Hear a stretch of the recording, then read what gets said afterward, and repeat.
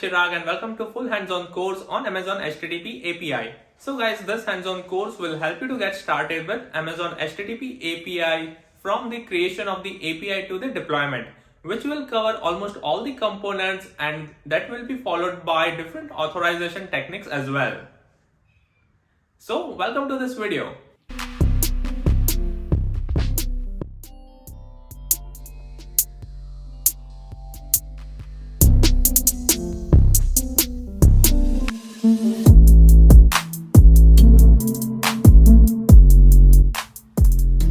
What's up guys and girls, and welcome to this video. So guys and girls, based on your responses to the poll that was going on, I'm here to start a new tutorial series on Amazon HTTP API. And if you are new to this channel, then I would like to inform you that I have already did a tutorial series on Amazon REST API as well as on Amazon WebSocket API, and the links are in the video description. So before we begin, I would like to request all of you that please hit the subscribe button below if you have not subscribed to my channel. So welcome to the part 1 of the tutorial series on Amazon HTTP API. So here I would like to highlight few points about the HTTP API. That is, HTTP API is 71% cheaper than the REST API, and it provides up to 60% of reduction in the latency, and it is optimized for building APIs that proxy to the AWS Lambda or HTTP backends, making them ideal for the serverless workloads. So guys, let's have a look at the ideal difference between the REST API and the HTTP API. So here, as you can see on my screen, we will be looking at the difference on the AWS official documentation page, and it is well laid out in tabular form. So let's get started with the authorizers. So here we have authorizers. So which authorizers are supported by HTTP API versus REST API? So it supports AWS Lambda as well as IAM. HTTP API supports Amazon Cognito, but it is conditional. So what is that condition? So here you can see you can use Amazon Cognito as a JWT issuer, and Amazon Cognito is supported fully with REST API. And then it has support for the native OpenID Connect /OAuth 2.0, and REST API does not support that natively. So what you can do is you can use AWS Lambda function as the authorizer and write your configuration or the code to connect with the OpenID or OAuth 2.0. Right now, let's move on to the integration part. So which all integration is available as compared to HTTP API versus REST API. So public HTTP endpoints are available for both as well as Lambda, AWS services. So here we can see a tick for AWS services, but there might be a possibility that we will be able to see many more services in terms of REST API as compared to HTTP API. Correct. Then we have private integration with application load balancer. It is supported by HTTP API and is not supported by REST API. Then we have network load balancer private integration supported by both. Then we have private integration with AWS Cloud Map. It is not supported by REST API, but it is supported by HTTP API. So basically, AWS Cloud Map is a cloud resource discovery service, right? And then we are able to define mock responses in the REST API, but not in the HTTP API. Correct. Now moving along to the API management. So usage plans and API keys are not supported within HTTP API, but it does support custom domain names, right? So custom domain names are supported by both, but within HTTP API, there are some conditions. So it says that HTTP APIs don't support TLS 1.0, whereas REST API supports both TLS 1.0 as well as TLS 2.0, right? Now moving along to the development table. So here we have the API caching, and API caching is not available in HTTP API, but it is available within REST API. Then request parameter transformation available in both. Then we have request body transformation. So we cannot transform the body within HTTP API like we used to do in the REST API. Then request response validation. So we cannot validate the request or response at the API level within HTTP API, but we can do that in the REST API. So then we have test invocation. So we don't have that feature in HTTP API, but we do see that in the REST API. Then we have CORS configuration, but there is some condition for the REST API. So let's have a look. So it says you can combine different features of REST APIs to support CORS, right? So to learn more, you can navigate to this URL.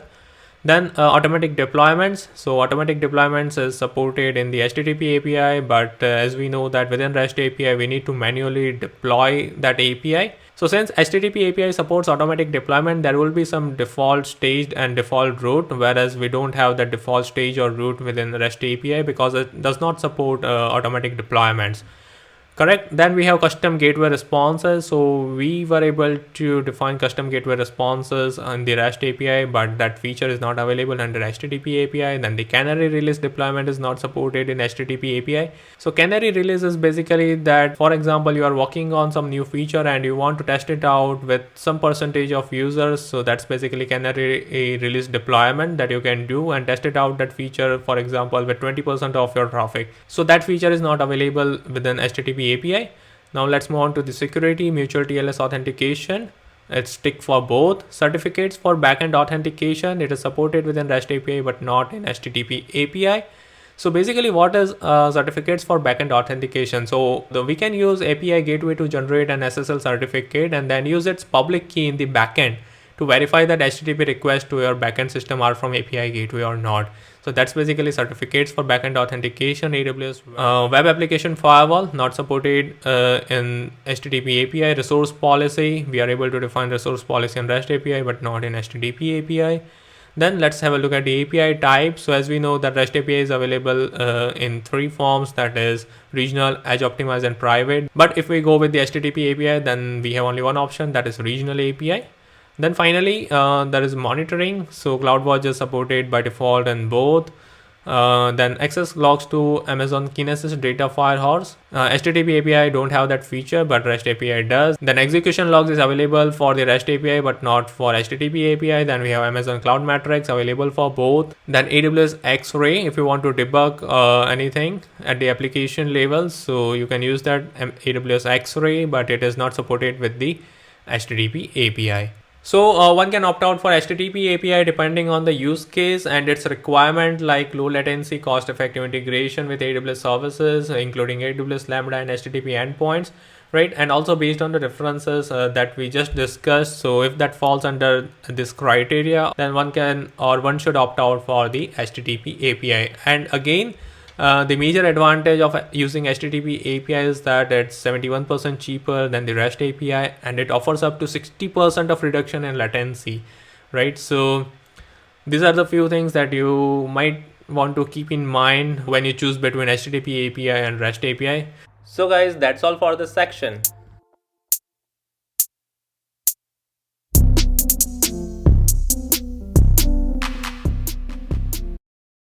In the previous section, we had gone through the feature difference between the HTTP API and the REST API. And now in this section, we will go through the creation of the HTTP API and we will have a high level look at its components. So let's get started. So assuming that you already have logged in into AWS Management Console, and once you are there, click on Services, look for API Gateway and click on that. And once you are within API Management Console, click on Create API from the top right corner. Now here we need to choose the API type. So here we have multiple API types, but since we are dealing with HTTP API, so we will click on Build. You can also import if you have specs, right? So for now, we will click on Build. Now here we need to enter the API name. So here I will quickly say HTTP API. And then here we have integration. So it gives us an option to add the integration at the time of creation. But at this point, we can only create integration with Lambda function or public HTTP endpoints. And to create integration with like private resources in a VPC or AWS services, we need to create the API first and then we can create those integration. So what we are going to do here is we will leave it as it is. We are not going to add any integration. We will do it later. Now here after the API name and the integration, here we have two options. Either we can click on next or either we can click on review and create. So review and create will basically take you to the step 4, right? And it will skip the step 2 and step 3, but we will click on next from here. Here we will see, here we can configure routes. So basically API gateway uses routes to expose integration of the API, and routes for HTTP APIs consist of two parts. That is basically the HTTP method. So it could be get, post, put, patch, head, option and delete, and a resource path, right? So resource path could be anything like your API endpoint URL / patch store or / delete or insert, whatever, right? So that's basically configure routes over here. So since we have not integrated anything in the step 1, so that's the reason the add route button is disabled. So now we will click on next. So here we have configure stages. So you can create a new stage from here. By default there is one stage, that is default stage, and by default auto deploy is enabled. So whatever changes you make in the HTTP API, it's going to get auto deployed. So you don't need to explicitly deploy that API like we do in the REST API. So here also we are going to leave all this as it is, and then finally we will click on next and we will say create. Here we are. So we successfully created the HTTP API named as HTTP API, and here we have API details over here, API ID, protocol, default endpoint enabled, and we didn't have any description and the creation date. After that we have stages for the HTTP API. So as I mentioned, there is one default stage that is being automatically created. So here is that default stage, and this is our invocation URL. So what happens in REST API, we don't get the invocation URL until and unless we don't explicitly deploy that API. So here by default we have the invocation URL. So that is basically auto deployed functionality. And then we have tags. So right now we had not added any tags, so you can do that later.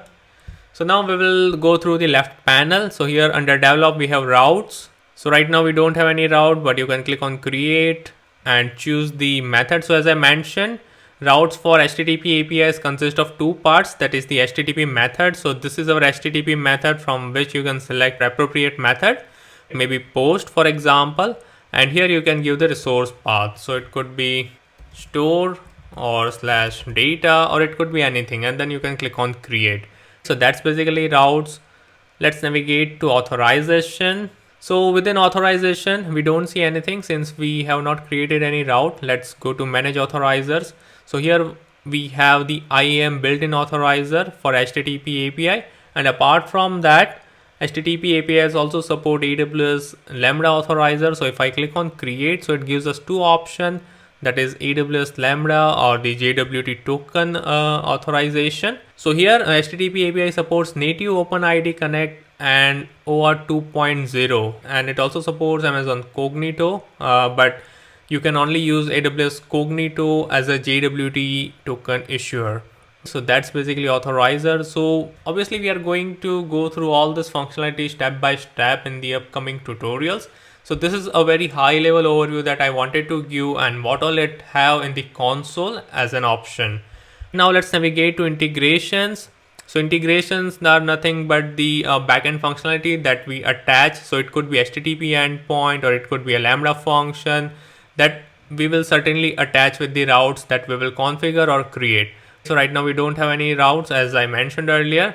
So here we have it blank. Now let's go to manage integration. So here we can create the integration. To create the integration we need to select the route and the integration target. So now here you can see, apart from Lambda function and the HTTP backend, we have other options like private resources and other AWS services like EventBridge, SQS, AppConfig, Kinesis and step function. So these are the services that are available as a part of the backend integration. But if we look at the REST API, we have a lot more option as a part of the AWS services in terms of integration, right? So these are the integration list that you can go with HTTP API. Now let's navigate to CORS. So HTTP API comes with built-in support for CORS. So that's over here. So here you can configure the cross-origin resource sharing. But in REST API, we used to manually enable CORS and configure that. But here we get CORS as an inbuilt option within HTTP API. Then we have re-input. If you have open API 3 definition, then you can use that specification to import that API. And then you can also export this HTTP API endpoint in the form of a JSON or YAML. So it would be in open API 3 definition, obviously. Right, so that's basically under develop. Now let's look at the deploy. So deploy has only one thing, that is stage.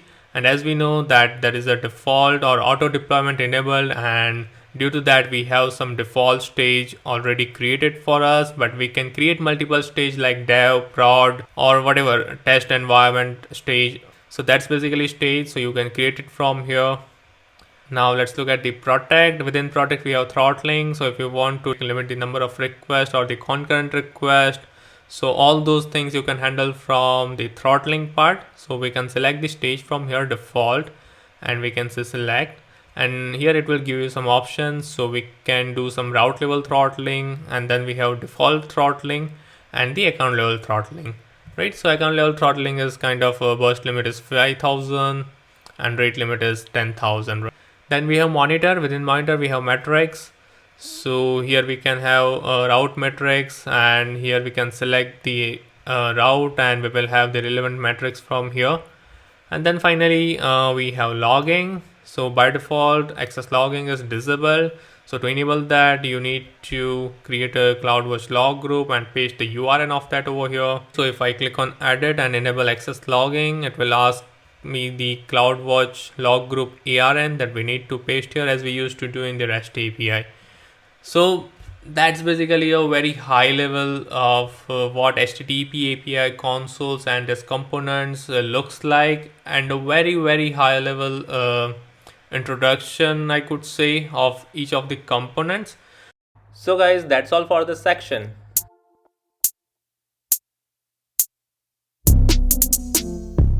In this section, we will go through the creation of the route or the resource along with the method, probably the get method, followed by the integration of the Lambda function. So let's get started.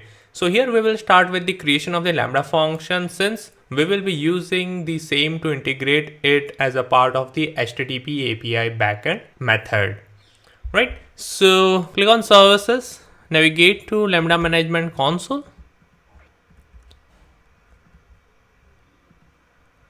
Now once you are within Lambda management console, click on functions from the left panel and say create function.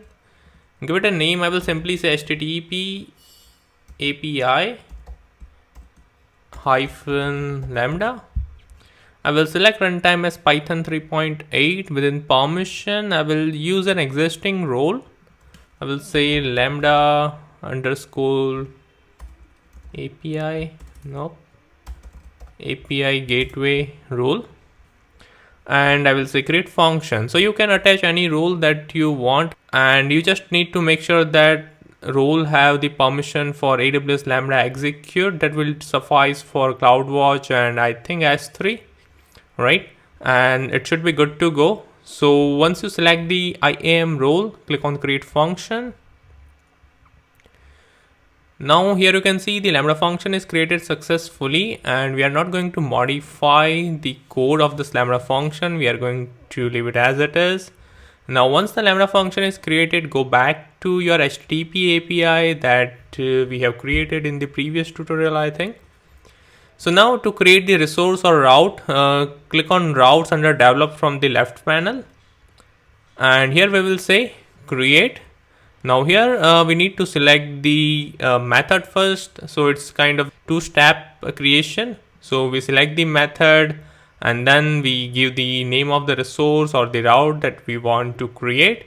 So here we have a list of methods. So from here I will select the get method, and within the resource name or the route name, I will simply say first resource, and I will click on create. You can name it anything you want apart from first resource.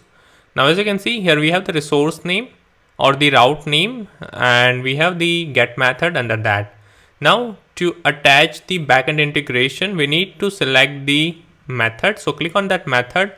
Now here on the right side, you will be able to see two options, that is attach authorization. So at this point of time, we are not going to attach any authorization. And then we have integration. So yes, we want to attach the integration. So click on attach integration. So here either you can select the existing integration, or you can create and attach a new integration. So we will say create and attach an integration. So click on that. So here within create an integration, the very first thing that we are going to do is to select the resource or the route that we have created. So since we only have one route, so that's the reason it's showing get methods followed by the first hyphen resource as the resource name or the route. And the second part is the integration target. So within integration type, we can select from these options. So for now, we will move on with the Lambda function. So select the Lambda function service that we want to have as a part of the integration or the backend integration. Now here you need to select the AWS region, and within Lambda function name, we are going to copy and paste this Lambda function name that we have just created.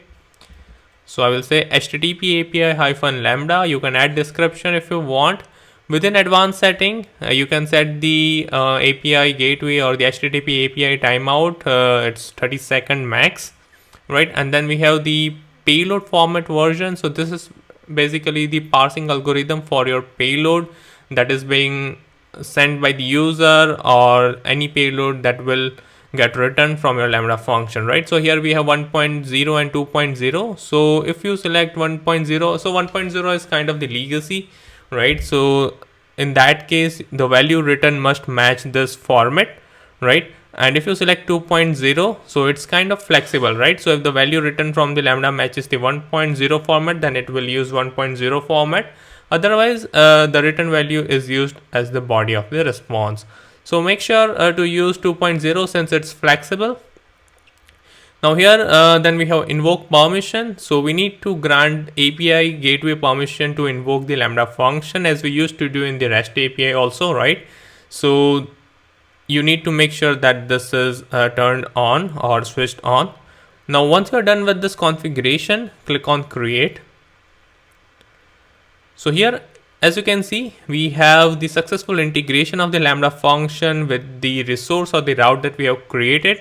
Right now we are good to go. Now here, unlike REST API, we don't need to redeploy or deploy the API endpoint, right? Because we have the default stage and we have automatic deployment in place, so we don't need to explicitly deploy this API endpoint while we create routes or make any changes, right? So it will be auto deployed. Now it's time to test the API endpoint. So what we can do is we can navigate to stages, we can copy the invocation URL, we can navigate to Postman and paste it over here. So this is our base URL followed by the resource name that we have created. So what was the resource name? It's first resource in my case, or the first route, right? And the method was get, right? So I will simply say send. And as you can see, we received the status code 200 and the successful response from the Lambda function saying hello from Lambda. Now if we look at the Lambda function response, so you can see it's returning hello from Lambda. So basically this is how you can create the resource followed by the method. So as I mentioned, it's kind of the two-step creation, right? So first you need to select the method followed by the resource name. So if we click on create, here we need to select the method followed by the resource, and you can click on create. And once it is created, you need to select that method and you will have an option to attach an integration, right? And you can select Lambda function as a backend integration or any other services from the drop down that we just saw before.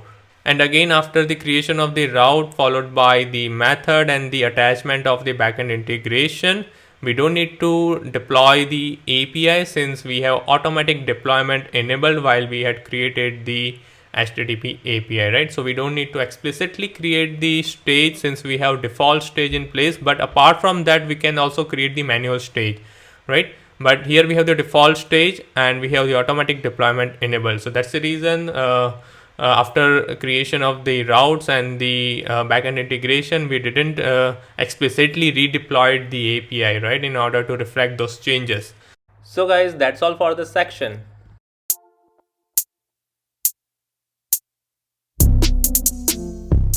In this section, we will go through the creation of the new stage, that is the custom stage. And in the previous section, we had used the default stage for deployment, and within that stage, we had automatic deployment enabled, right? So here we will be creating the custom stage followed by the deployment of our existing configuration or the route that we have created in the previous tutorial with respect to the stage that we are going to create. So let's get started. So open the API or HTTP API that you have created, and once you are within that, click on stages from the left panel under deploy. So click on stages. So here you will be able to see the default stage that has been created while we had configured or created this HTTP API, and we had also enabled the automatic deployment. As you can see, it's enabled. So now here we want to create a new stage, and maybe we don't want to use the default stage, right? So we can delete it if you want, right? So to create the new stage, click on create from the left panel or the middle panel. So once you click on create stage, you need to pull in or fit in some details. So like the stage name, so I will say version 1 as a stage name. You can enter the description if you want. And then we have stage deployment. So here you need to decide whether you want to enable the automatic deployment or not. So once you enable the automatic deployment, it will auto deploy all the changes that you make within the HTTP API, and if you don't enable it, then you need to select the deployment. So these are the 3 deployments that we did earlier. So we will select the latest one. So this is the last deployment or the automatic deployment that was triggered by the changes of the API configuration, right? So we will select this. And apart from that, if you enable automatic deployment, you don't need to select that automatic deployment snapshot, right? So if you disable this, then you need to select this automatic deployment snapshot. So that I have selected. If you want, you can add the stage variables, but we will come to that at later point of time, and add a tags if you want. And once you are done with the configuration, say create. So as you can see, we have created the another stage, that is version 1. So here in this stage, as you know that we had selected the latest deployment snapshot, right? So that snapshot or the deployment configuration will be reflected within this stage, right? So now we are good to test this. So we are going to copy the invocation URL. We will navigate to Postman. We will paste the URL over here. That is /version1 is the stage name, followed by the resource name or the route name. So in our case, the route name was first-resource. So I will say first-resource. And the method was get. So here we have get, and we will say send. And this should work, right? Because we had selected the latest snapshot or the deployment snapshot, right? That needs to be reflected as a part of the version 1 stage. So as you can see, we have a response saying hello from Lambda, and it's working fine, right? So this is how you can create the custom stage. Now let's say, for example, if we create a new resource over here. So let's say test resource, we will say get method, and we will say create, right? Now I will attach the same configuration or the same integration as a part of the backend. So I will select the existing one. So I will say HTTP API -lambda, and I will say attach integration. And if you want to create and attach a new integration, then you can click over here. If you want to select anything from the existing integration that you did, then you can click on this drop down, and it will list out all the attachment, all the integration that has been done. So in my case, it's HTTP -lambda. So I will select that, and I will say attach integration. So now since we have 2 stages over here, one with the automatic deployment enabled and one with the automatic deployment disabled. Now let's try to invoke the resource that we have just created using the default stage or the stage with the automatic deployment as enabled. So I'm going to paste that invocation URL. So make sure this is the default stage invocation URL, right? Followed by / followed by the resource name. Now this should work in this case because the automatic deployment is enabled. So as you can see, we got the response status code 200 and the response message is successful. So for default stage, it's working fine. Now let's try it with the custom stage that we have created. So I'm going to copy this invocation URL, copy, and I'm going to paste it over here, followed by the resource name or the route name, that is test in my case. And let's try to invoke this using the version 1 stage. So as you can see, it returned the status code 404 that is not found with the appropriate message that this resource or this route is not found, because here we don't have the automatic deployment enabled and we need to explicitly deploy all the changes to version 1 stage as required, right? So for that, what we need to do is we can simply click on this deploy button. So the new resource that we have created is not reflected as a part of the version 1 stage. So that's the reason we need to explicitly deploy that changes to version 1 stage, right? Because it don't have the auto deploy enabled, right? So here we will be selecting the version 1 as a manual deployment as a stage. If you want to add a description, you can add it over here and we will say deploy to stage. So now all the changes or the changes that we have made as a part of the route creation, that has been deployed as a part of version 1 stage. Now if we go ahead and try to invoke this invocation URL, then it's going to work fine. So as you can see, it returns status code 200 with the appropriate response message, right? So guys, that's all for this section.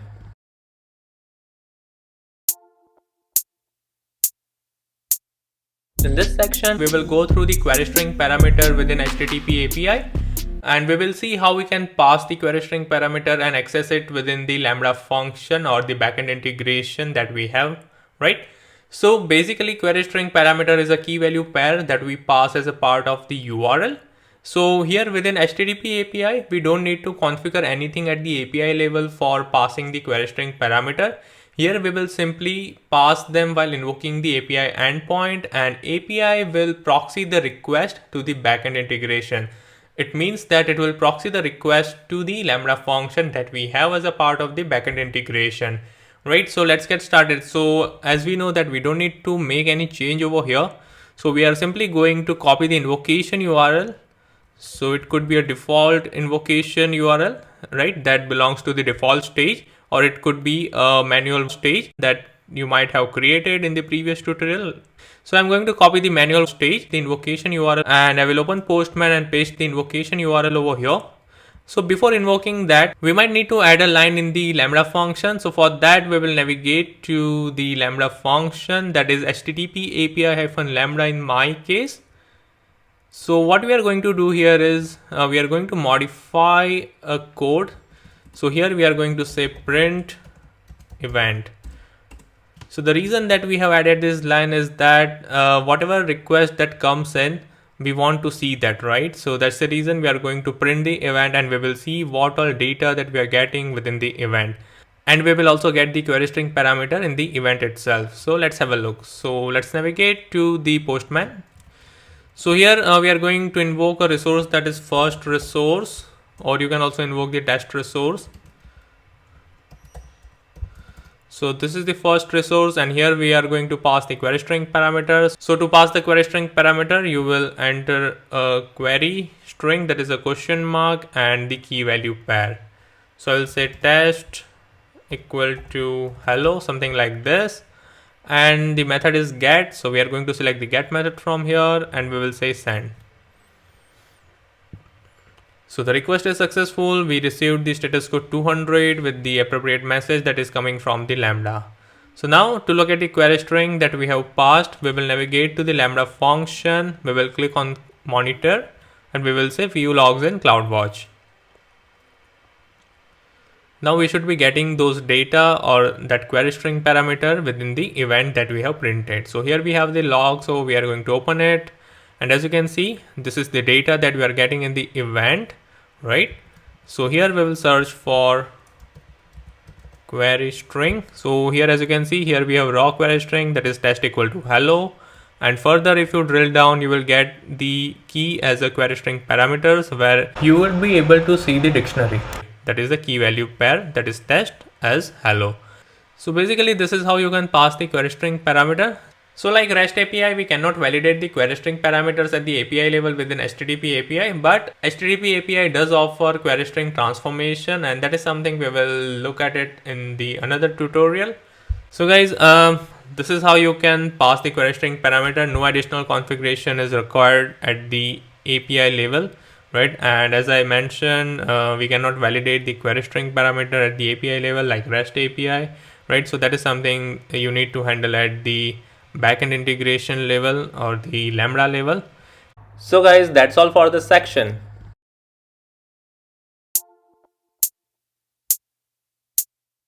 In this section, we will go through the parameter mapping within HTTP API gateway. So basically, we will look at how we can modify incoming request parameters using parameters mapping in this video. So ideally, parameter mappings are used to modify request that is sent to an integration or to modify responses from an integration. So whatever request comes in, if we want to modify that request before we pass on that request data to the backend integration, that is basically the parameter mapping, and vice versa. whatever response is coming from the backend integration, and we want to modify that response before sending it back to the user or the client. That is again the parameter mappings. So let's get started. So here I have this API, that is HTTP API, that I have created in the part 1 or maybe part 2 of this tutorial series. So here what we will do is we are going to create a new resource, right? So we can also configure the parameter mapping for our existing resource, like we can configure it for first resource or slash test resource. But let's do it end to end. So now click on routes from the left panel, say create. Here we will say post method and give the resource name. So I will say params as a resource name. You can give whatever name you want, and then we will say create. Now here, as you can see, we have the params as a resource and the post method. So we are going to click on the post method. So right now we don't have any integration, so click on attach integration. Now here you can create and attach a new integration, or you can choose an existing one. So we are going to choose an existing one, that is HTTP-Lambda. It means the Lambda function as the backend integration. So once you select that, click on attach integration. So now let's quickly look at HTTP API-Lambda function. So what do we have there? I think it would be a print statement. So yeah, here we have added print event on line number 4, and that's it. So now let's go back to the API gateway. So now as a next step, I will quickly walk you through the parameter mapping. So here, if you see at the very end, we will be able to see that request parameter mapping is not configured, response parameter mapping is not configured, right? So as I mentioned earlier, in this video, we will look at this part, and maybe in the next video, we will look at response parameter mappings.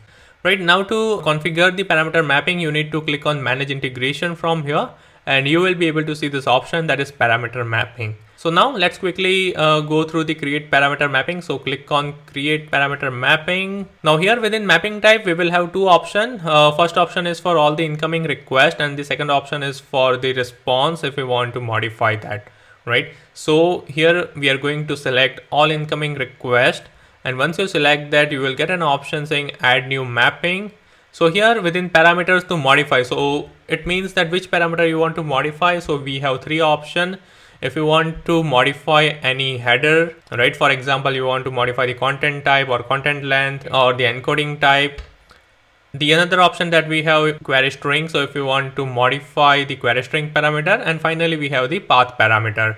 And within modification type, we get three options, that is override, append, and remove. So here append and remove does not work with the path parameter, right? So if we select path, the append and remove option would be disabled, and append and remove will work with header and query string. So these are the three options that we get from here, and once you select that, you will be able to set the value, right? For example, you want to override, so with which value you want to override. So here we have many options, or you can also set the static value. And similarly, you can add multiple mappings as and when required, right? So that's the high level of parameter mapping. Now, before we go ahead and configure this, let's quickly invoke this API endpoint and see what we are getting in the event. So for that, I can deploy it to manual stage that we have created, that is version 1, deploy to stage, or else I can use the default stage. So maybe I will use the default stage so that I don't need to explicitly deploy the API endpoint each time I modify the request or any configuration, right? So I will quickly open Postman. Now here I will open a new tab. I will paste the invocation URL followed by the route name. So that was, I think, params, and the method was post. Let's pass on the headers. I will say content type application/JSON. Let's also pass in some payload, JSON payload. So we will select raw from here. I will simply say message and value as hello. And now we are going to invoke this API endpoint. So we will say send. And as you can see, it returns status code 200. It's working fine. Now let's quickly have a look at the CloudWatch logs of the Lambda function. Click on monitor, say view logs in CloudWatch. Now here is our log, and let's have a look at the event. So here what we are getting is the payload that we have passed, that is message hello, and the header, that is content type as application slash JSON. Here we are not passing any query string parameters, so that's the reason it's empty, right? The raw query string is empty. And then we have the path. So this is the raw path, and if you want to explicitly look at the path instead of raw path, then you can look over here, that is path as /params. So here path is basically representing the resource name, or I think if we have the manual stage, then it will represent /version1 /params, right? That is stage name followed by the resource name. So that's path. So basically this is how the event looks like, right, before any sort of modification or any sort of transformation at the API level. Right now what we will do is we will go back to API gateway, we will navigate to routes, we will say configure, and here you will be able to see the parameter mapping option. So we are going to say create parameter mapping. In mapping type we will select all incoming request. We are going to add a new mapping. So here the very first thing that we want to modify, that is the header. So for example, now if we look at the accept encoding, right, this is one of the header. So it says gzip, deflate and br, but I also want to add all, right, kind of asterisk. So what we will do is we will say header dot which header. So that's going to be the accept encoding, sorry. Let me copy and paste, copy. So you can mention any header like this, that is header dot whatever header name that you want to modify. What would be the modification type? So I want to append one value. So which value? From here I will say static value, and I will say asterisk. Now let's say I want to add another mapping, that would be, let's say, path. And as I mentioned earlier, we cannot append or remove the path as part of the modification. We can override it. So I will simply say let me override it. So now with which value I want to override? So I want to override it from the payload value, right? So what I want to do is I want to use this value as a path that is coming as a part of the payload. So what I will do is here I get an option saying request.body. So if you want to use the entire body, then you can select this. But if you want to select any key from the body, then you can use this, that is request.body.json path. So JSON path is basically the key that you want to select. So right now the body looks something like this, that is message : hello, and I want to select the value of the message.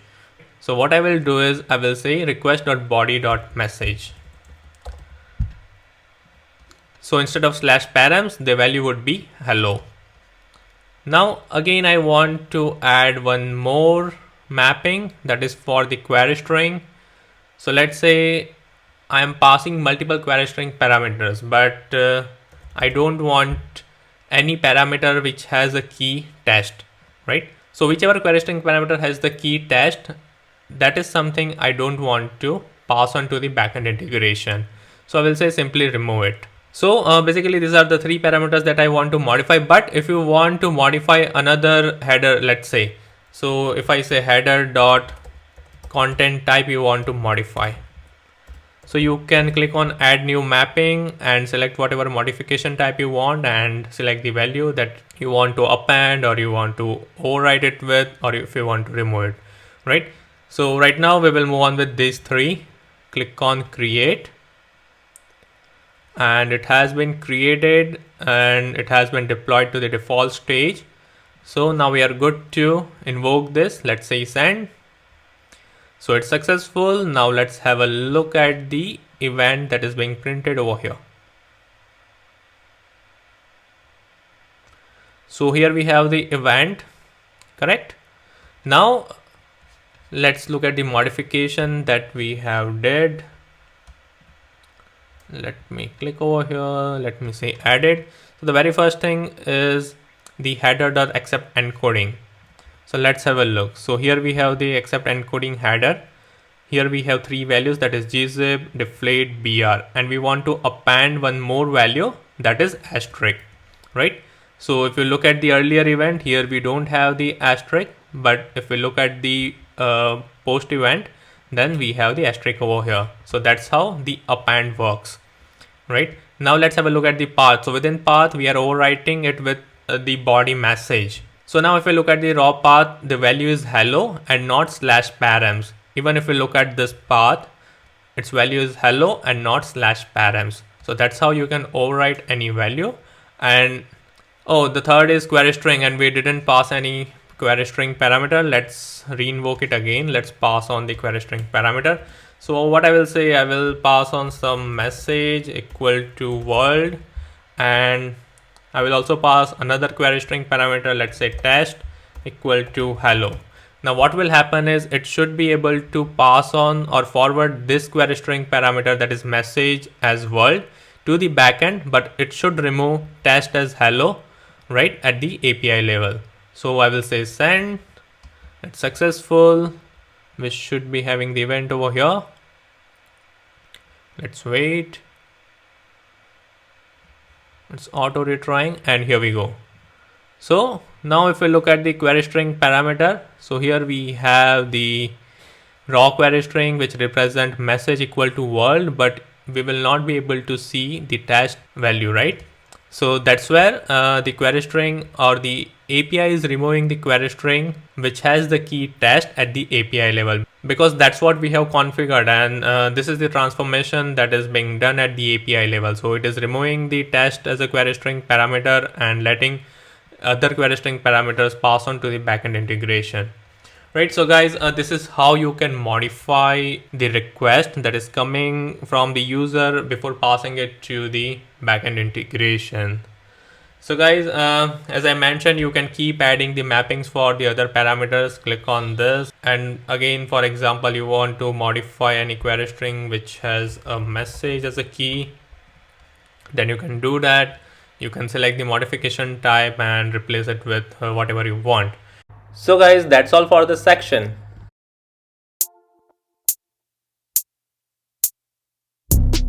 In this section, we will go through the parameter mappings for the responses that is being sent back by the backend integration of the API gateway. So let's get started. So here the steps are going to remain same, almost same that we have followed in the previous section, right? So navigate to routes, and here we will be using /params resource or the route that we have created in the previous tutorial. And again, we will be using the same method, that is post method. So click on that and say configure from the right panel. And once you are there, you will be able to see the integration details. So we have the Lambda function over here. So we will open it. And if you scroll down, then you will be able to see the parameter mapping, and we have the parameter mapping configured for the incoming request as a part of the part 6 of this tutorial series. Now what we are going to do is we want to configure the parameter mapping for the responses that is being sent back from the backend integration. So here the backend integration refers to the Lambda function that we have attached, right? So what we are going to do is we will say create. So here within mapping type, we get two options, that is all incoming request, but it is disabled. It's because we have already configured the parameter mapping for the incoming request. And the second option is for the responses, that is response based on a status code. So basically it applies to integration responses when the status code matches the response key.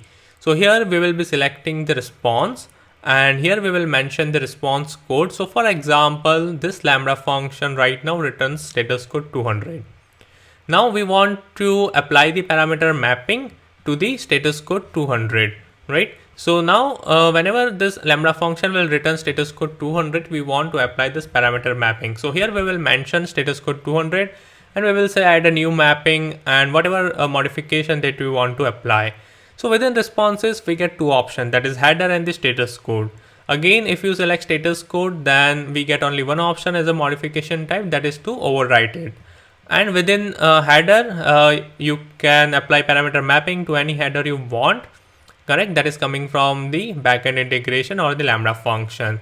So as we know that we need to mention the header name. So here header name dot, for example, you want to modify the content type. So you will say header dot content type. And then you will select the modification type if you want to remove it, if you want to append anything, or if you want to override it, right? Now, for example, this Lambda function is returning status code 500. Now you want to modify the response that is coming from the status code 500. So what you will do is you will change this status code 200 to 500 and you will configure this parameters as per your requirement. Now you can also add the parameter mapping for multiple status code, right? So for example, you configured this for 200 and you clicked on create, and then again you can go back here and say create. Now you want to modify the response for the status code 500, so you can do that for multiple status code. And one thing you need to keep in mind is that the valid status codes are between 200 to 599. So right now we will not configure the parameter mapping, but instead what we will do is we are going to simply invoke this API endpoint. Then we will come back here and we will modify or apply or configure the parameter mapping, and then we will see how the response that we are getting looks like. So I'm going to copy the invocation URL of the default stage. I will navigate to Postman. I will say paste over here. I will say /params resource that I want to invoke. I will pass on a simple payload saying body as message hello and the header as content type application /JSON. I will select the post method from here and we will say send. So now as you can see, we received the status code 200. If we look at the headers that is coming from the backend, that is text/plain. Now I want to modify this content type to application/JSON instead of text/plain. So let's do that. And apart from that, I also want to modify the status code. Let's say I want to return 202 instead of 200, right? So let's have a look how we can do that. So navigate to API gateway. Click on routes, select the method, say configure, scroll down to parameter mapping, say create, select the mapping type as response based on a status code. I will say I want to apply the parameter mapping for the status code 200 that is coming from the Lambda function, and I will say add a new mapping. So first of all, I want to modify the header. So I will say header dot content type. And the modification type I will select as overwrite it. Overwrite with what? Overwrite it with a static value saying application/JSON. And I will add a new mapping again. I will select the status code. I will say override it. So you cannot append or remove anything for the status code parameter.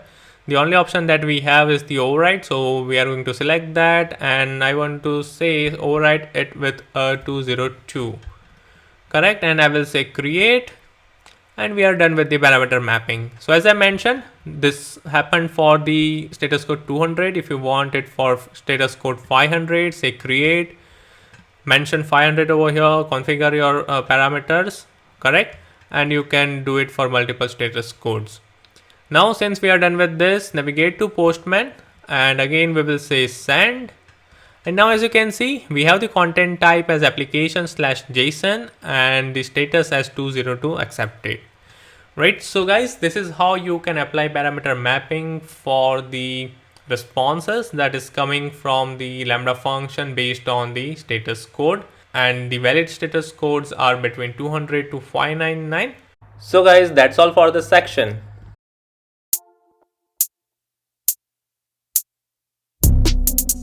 In this section, we will go through the path parameters within AWS HTTP API gateway.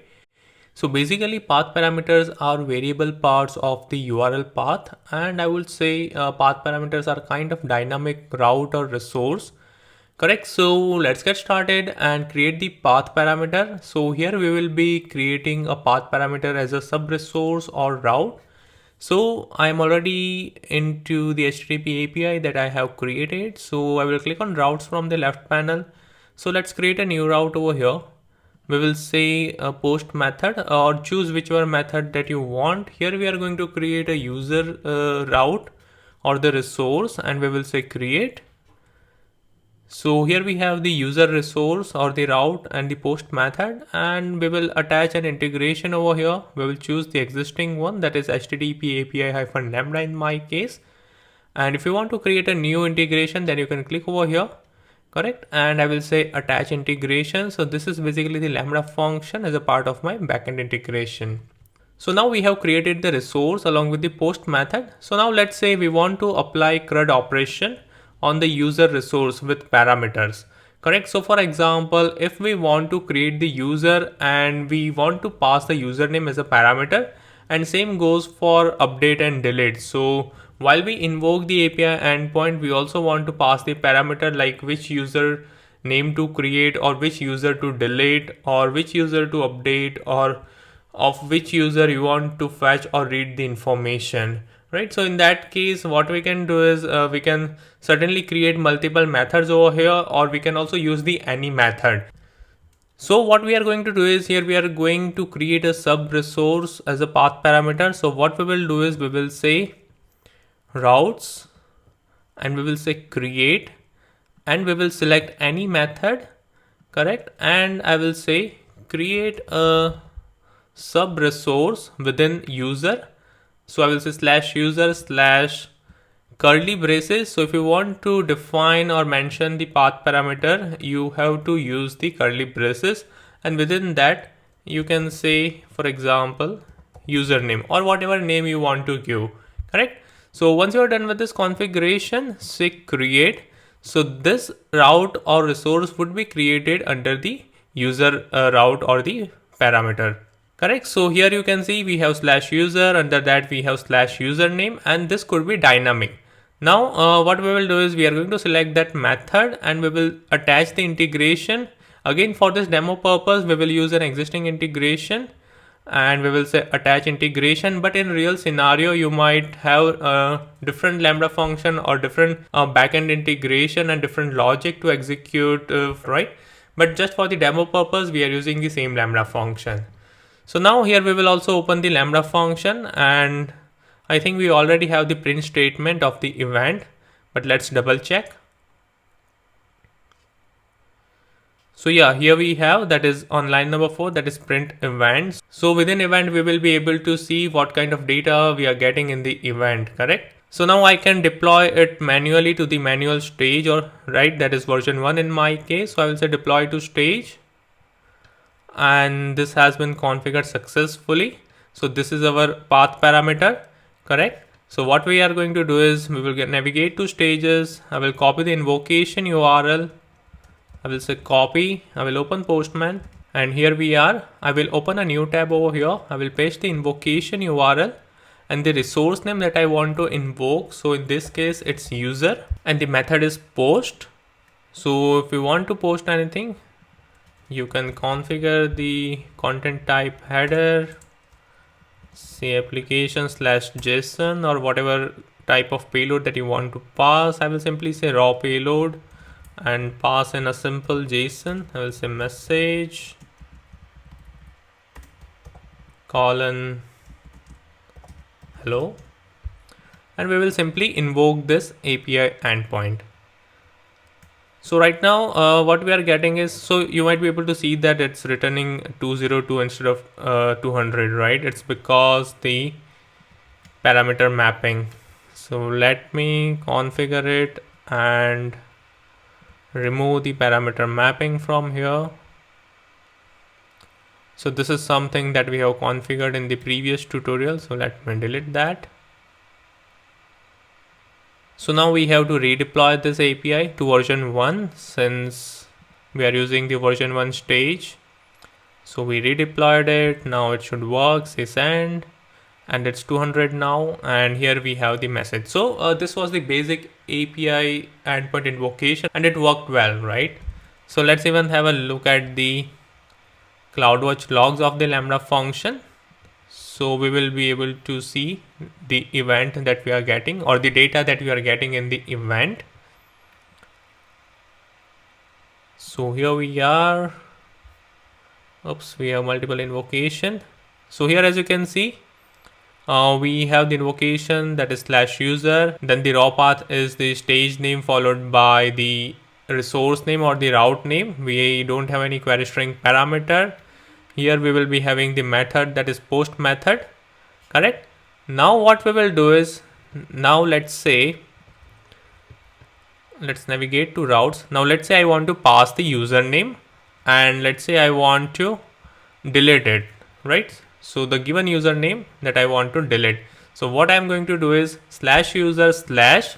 Now this is going to be a dynamic one. So what we will pass here is, we are going to pass the username. So let's say I'm passing srcecde, and I want to perform the delete operation. So that's going to be the delete method, right? So again, this is dynamic, this is our path parameter, so this can be anything, any username, right? So what will happen is it will invoke, it will navigate to /user/ whatever username dynamically that we are passing.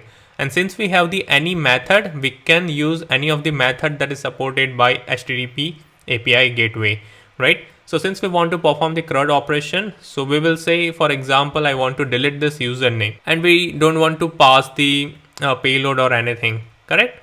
So I will delete this, I will say none over here, and we will simply say send. As you can see, it returns status code 200, the invocation is successful, correct? Now let's have a look at the CloudWatch logs. So I think it would be in the same log. So here we are at the very bottom. Let me delete this and re-invoke it again so that we can have the better view.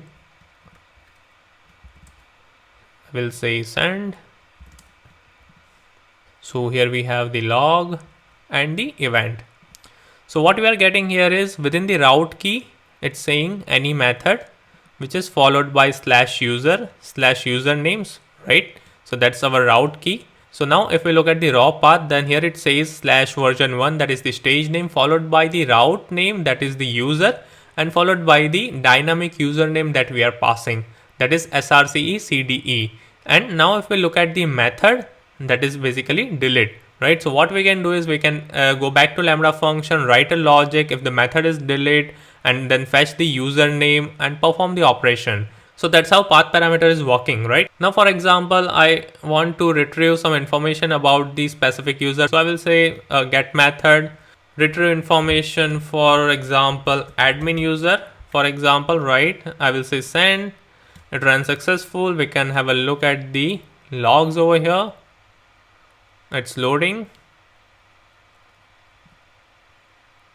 And here we go. So again, if we look at the method, then it's the get method. So we can write a logic in the Lambda function. If the method is get, then fetch the username and perform the specific operation based on the HTTP method that user is trying to invoke or passing, right? So that's basically an example of the path parameter. Now here we created the path parameter as the sub resource or the sub route, but if you want to create the path parameter in the root resource or under the root resource, then you can simply say create, choose the method, get method, for example, enter curly braces and give it a name. I will say root path, something like this, and we will say create, right? So here, as you can see, we have the path parameter in the root path, correct? So that's how you can create or configure the path parameter.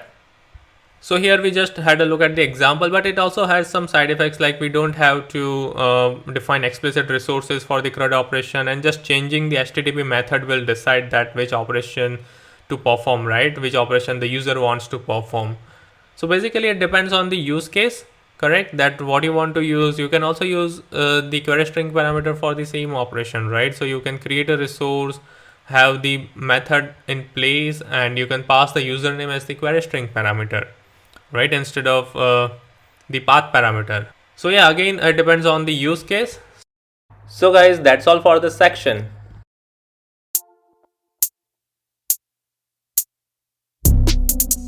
In this section, we will see how we can configure and handle CORS, that is cross-origin resource sharing, and then we will also have a look at the exception raised by the CORS.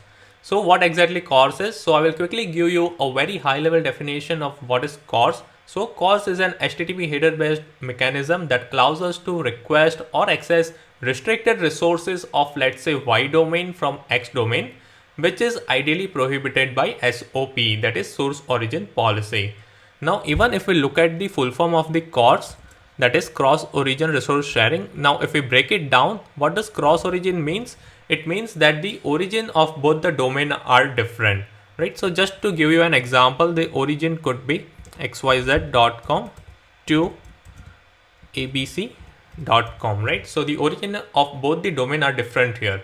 And then we have resource sharing. So resource sharing means the sharing of the resource among different domains which does not fall under the same origin. So that's basically cross origin resource sharing. Now let's also have a look at what kind of requests are qualified as the CORS request. So here I have a few requests that could be qualified as the CORS request. So let's say the request from srcecd.com to google.com. So here we have different domain. Then we have srcecd.com to srcecd.com but at different port. And then a request from a domain to a subdomain of the same domain, right? So that is srcecd.com to resource.srcecd.com, right? Or it could be any subdomain. And then finally, if we are trying to access the resources from https srcecd.com to http srcecd.com, it means from different protocol. So here we have HTTPS, here we are trying to access the resources that is residing on the http srcecd.com, right? So these are the few requests that could be qualified as the CORS request. So guys, this is CORS at the very high level, and I can do in-depth video on CORS if you like. Please let me know in comments if you want me to do the video, a full video on CORS. So now moving along, let's go back to our console. So here I have this API, that is HTTP API, that we are using across this tutorial series. So what we are going to do here is that we are going to first create the resources or the routes. So to create the routes, click on routes from the left panel. Here we will say create, and then we will say get method followed by the name of the route or the resource. So I will say CORS demo, and then I will say create. Now here what I want is I want to create another method under CORS demo, right? So right now we have get. So I also want post method under /CORS demo route or the resource. So to do that, again we will click on create. We will select the appropriate method. So in my case it's post, and then I will say the same resource name, right? That is CORS demo. So what this will do is it will create the method under the same resource, that is CORS demo. Now we have created the get and post method. We are going to bind the Lambda function. So I will say get attach integration. I will choose the existing integration, that is http api-lambda, and I will say attach integration. Similarly, even for the post method, I will select the same integration and I will say attach integration. Now the integration part is done. We will navigate to the Lambda function that we have attached. Now here we are going to write few lines of code. So what we are going to do is, since this Lambda function is attached with the post and get method, we are going to place a condition. So that would be, let me copy and paste.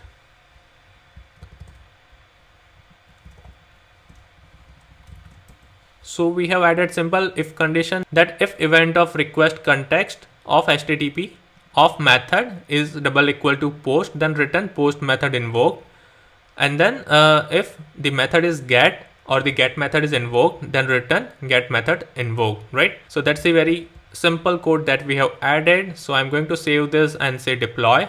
So again, to summarize, we have simply added two if condition. So we are checking if the post method is invoked, then we will return appropriate message, that is post method invoked. And then if the get method is invoked, then we will send the appropriate response saying get method invoked. That's it, correct?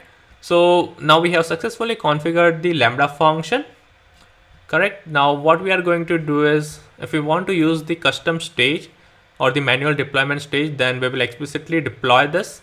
So I will say deploy to version 1 and I will say deploy to stage. Now we will go back to stages. We will say version 1. We are going to copy the invocation URL, correct? So right now, if we look at CORS here in the left panel, this is not configured yet, right? So right now we will leave it as it is. And then I will open Sublime over here.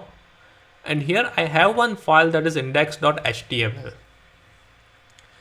So this is the very simple HTML file. Here what we are doing is we have a form over here, and then we have input field and the submit button. And then again we have one label and the get data button, that's all. And here within script we have two functions that is going to basically invoke the API endpoint. So this is basically the AJAX call that we are making, correct? So here we have two methods that represent the get call and the post call. correct? So let me quickly replace the URL over here and paste it over here saying slash course demo, and again I am going to copy this, paste it in the another function, and we are good, right? So what's happening is that this function would be triggered based on the hash get data click. So basically this will perform a get call, and the another function that would get triggered on the submit button, that is over here, and this will trigger the post request. So now let's have a look at this page in the browser so that you will get more idea about this. So what I'm going to do is I'm going to run a simple HTTP server.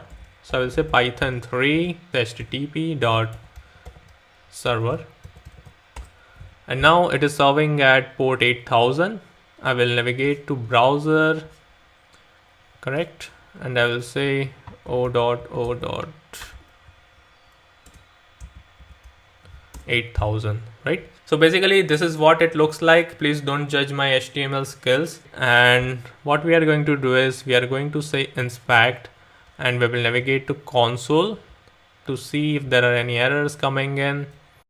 Okay, so this is basically the name that we will enter, and we will say post data. So this will trigger the post request, and then we will finally say get data. This will trigger the get request, right? So that's what is mentioned in the code itself. So if I quickly take you through the Ajax method, so the type is get, content type we don't need, I can remove this basically. Expected return type, that is JSON from the Lambda function or the API. The URL, that is the invocation URL to invoke, that we have copy and pasted from the HTTP API. And then we have success and error function that will trigger accordingly. And here we are doing console log success, whatever data that is coming, right? And then what we are doing is we are also updating the label, right? So this data from get label would get updated with whatever response that we are receiving, right? So that's basically the get function. Now let me quickly take you through the post function. So here what we are doing is on line 46 we are fetching the form data, that is the name. So whatever value that we will enter in this text box would be fetched over here, and it would be passed as the payload, that is name colon whatever the value that we have kept in this text box, right? So that will be stored in the form data. Then we have the Ajax call, type is post, content type, that is application slash JSON. Then the payload, actual payload, we are stringifying it. Then the actual URL that we want to call, and again the success and the error function. So that's the very high level of this index.html. So now let's try to invoke our API, or let's make the get call and the post call. So here we are. So we will say get data, and as you can see it raised an exception saying access to whatever resource at the invocation endpoint from origin, that is our origin, that is o.o.o:8000 has been blocked by CORS policy, and no access control allow origin header is present on the requested resource. So this is an exception that is raised or it has been blocked by the CORS policy. Now even if we make a post call, let's say srcecde, and if I say post data, again it threw an exception, that is the CORS exception. So now how we can overcome this? So to overcome this, let's navigate to API Gateway console and click on CORS from the left panel. Now here we are going to configure this, so click on configure. Now the first option that we have is access control allow origin, right? So from which origin we want to allow the request. So if I mention asterisk over here, let's say asterisk and say add, so what it will do is it will allow the request from all the origin, irrespective of 0.0.0.8000 or google.com or abc.com or any origin, right? So this is kind of the wildcard. Now if you want to allow the request from specific origin, then what you have to do is, let me copy this, and we will explicitly say allow the request from http://0.0.0:8000, and we will say add. Now for example, you want to allow the request from abc.com, then you will enter here abc.com and you will say add, right? So this will basically allow the request from these domains that are being whitelisted as a part of the access control allow origin. So right now we will say http 0.0.0.0:8000, correct? Now then we have access control allow method. So which methods you want to allow? So we will say allow get method just for now. Okay. And then we have access control allow headers. So here we will say allow content type as a header, right? You can allow whichever headers that you want. You can enter the header over here and say add. And then we have access control expose headers. If you want to expose any headers, then you can enter over here. And then you can set the age of the access control. And if the actual request is going to pass the credential, then you might want to turn it on, right? So right now we will leave it as it is. Now we will say save. So what we have configured here is allow request from this domain. Which methods are allowed? That is the get method. So here we should be able to make the get call, and we should not be able to make the post call because we have only allowed the get method, right? Now we are going to deploy this, deploy to custom stage, that is version 1, say deploy to stage. So let's go back to our page. Let me reload this. Now we are going to make a get call. So we will say get data, and as you can see, it returns success get method invoked, correct? So let me add one line over here saying alert. I'll say data. Okay. Same I will do for the post method on success. We'll save it. I am going to reload it and I will say get data. So as you can see, it returned the message that is get method invoked. Even if we look at the Lambda function, from here we are passing get method invoked, correct? So we will say okay, it means the get method is working fine. Now let's try to post something. I will say post data, and as you can see, it threw an exception, the course policy exception, right? So this request has been blocked because here we are not allowing the post method.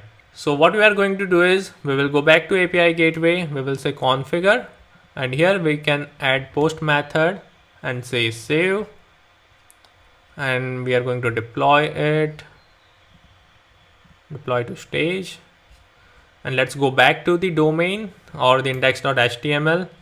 Let me reload this. I will say srcecde, I will say post data, and now as you can see, it returns successfully. It is able to invoke it successfully, that is post method invoked, correct? So this is how basically you can configure CORS in the AWS HTTP API.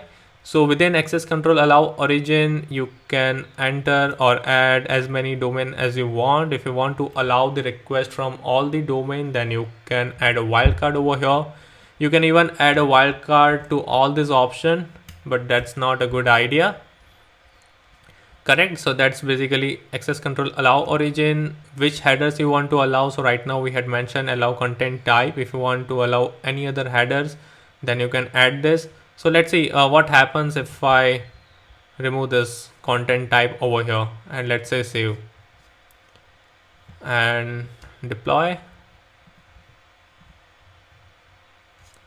Now let's go back over here. Let me reload this. Let me say get data. So get is working fine. It says get method invoked, correct? But with post, we are passing a header saying content type. So let's say post data. So now as you can see, it has been blocked by the CORS policy because we are not allowing any headers. And if we look at our code, so here we are passing the header, that is one header, that is content type, correct? So that's the reason it's not allowing. Now if we go back and configure and say allow content type and say add, say save, let's deploy this.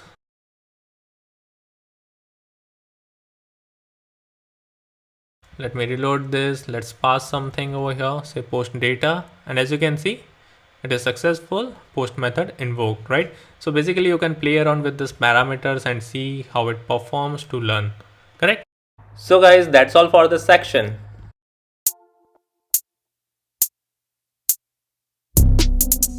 In this section, I will take you through how to enable CloudWatch logging for HTTP API gateway. So right now we are not logging any information at the API level and no logs are being generated and stored, but we can do that. So to enable logs, the very first thing that we need to do is to create the log group within CloudWatch service, which will be followed by enabling access logging within HTTP API. So let's get started. So as I mentioned, the very first thing that we need to do is to click on services and navigate to CloudWatch management console. So search for CloudWatch over here. and we will say CloudWatch. Now once you are within CloudWatch management console, you need to click on log groups under log from the left panel. Now here we need to create the log group manually. So we will say create log group over here, and then you need to give the log group name. You can directly enter any text, something meaningful, right? Like this HTTP API logs, and you can also enter something like this saying /AWS/HTTP API/ whatever name you want, correct? So I will say HTTP API. Then you can set the retention period. So I will set it as 1 day. You can set the appropriate retention period that you want. And then if you want to configure the KMS key, then you need to paste the ARN of that and add a tags if you want and say create. Now this log group is created. We can search for it saying HTTP API. So here it is. So we are going to open it, and then we are going to copy this ARN. Okay. Now we are done with the log group part. Now we will go back to the API gateway or the HTTP API that we have created. And once you are there, click on logging from the left panel under monitor. And here we need to enable the logging at the stage level. So you need to select specific stage. So for example, if I select version 1, and then I can select that, and then I need to explicitly say added and say enable logging. So the same procedure would be for the default stage or multiple stages that you have, correct? And then you need to paste the ARN that we have copied in the log destination. So I'm going to do that. And finally, you need to select the log format. So you can say CLF, JSON, XML, CSV, whatever you want. So I will say JSON and say save. Now, since we have enabled logging for the custom stage where the auto deployment is not enabled, so I think we need to deploy this. So we are going to say deploy and select the stage that is version 1 and say deploy to stage. And now we are good to invoke this API endpoint, and we will see if the logs are being generated. So I'm going to copy the invocation URL. So that is this one. I will navigate to Postman. So here we are, and I'm going to paste the invocation URL. Let me quickly check which route I want to invoke. So I will say first resource. First-resource, which has the get method. And I will say send. And the invocation is successful. Now let's go back to the CloudWatch group that we have created and reload this. So as you can see, here we have two logs. So the first log is to check the permission, if permission are set correctly or not to allow AWS CloudWatch to write into your logs, correct? So that was for the permission check. And then we have the log that is being generated. So we are going to open this. And as you can see, we have the logs and all the information in the JSON format like request ID, IP address, request time, HTTP method, route key, status, protocol, response length, correct? So this is something the response looks like, or the logs look like when you enable it for the HTTP API. And also you need to ensure that your IAM user has the required permission to enable logging. Correct. So that's how you can enable the CloudWatch logs for the HTTP API or the access logging for the HTTP API. So guys, that's all for this section.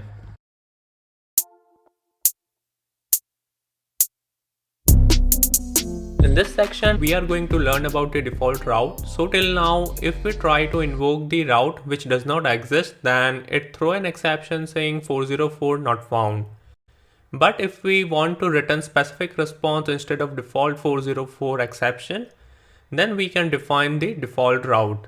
So ideally, if the user invokes the invalid route or the route that does not exist, then the default route will be invoked. So let's have a look. So here, as you can see on my screen, I have this HTTP API, and here we will try to invoke the route which does not exist using Postman. So let me open the Postman. And maybe I need to copy the invocation URL. So I will copy this and go to Postman, paste it over here. I will invoke the route which does not exist. So I will simply say test123, okay, with the get method, and I will say send. So at this point of time, as you can see, it returns status code 404 not found, correct? So this is the default response that HTTP API returns when the given route does not exist or when the user is trying to invoke the invalid route. So now let's go ahead and create the default route. But before creating the default route, we will create the Lambda function, and that is something that we will attach as a part of the backend integration with the default route. So click on services, navigate to Lambda management console. And once you are there, click on create function, give the function name. I will say default route lamb. I will select runtime as Python 3.8. Within permission, I will say use an existing role, and I will select lambda underscore API or hyphen API, I think. So that is lambda API gateway role, and I will say create function. And now once the function is created, we are going to modify the response that is coming from this lambda function. So instead of hello from lambda, we will say invalid resource or maybe invalid route invoked. Okay, and we will say status code 200. So I'm going to save this and say deploy. Now once this lambda function is created, navigate to API gateway and click on routes from the left panel and say create. So now to create the default route, we need to remove this forward slash, and here we will say $default. And this will basically deactivate the first drop down from where we used to select the HTTP method, correct? So this is the default, and this is how you can mention the default route, and you can say create. Now the default route is created. We can click on that and attach an integration. So we will say attach integration, and here we are going to say create and attach an integration.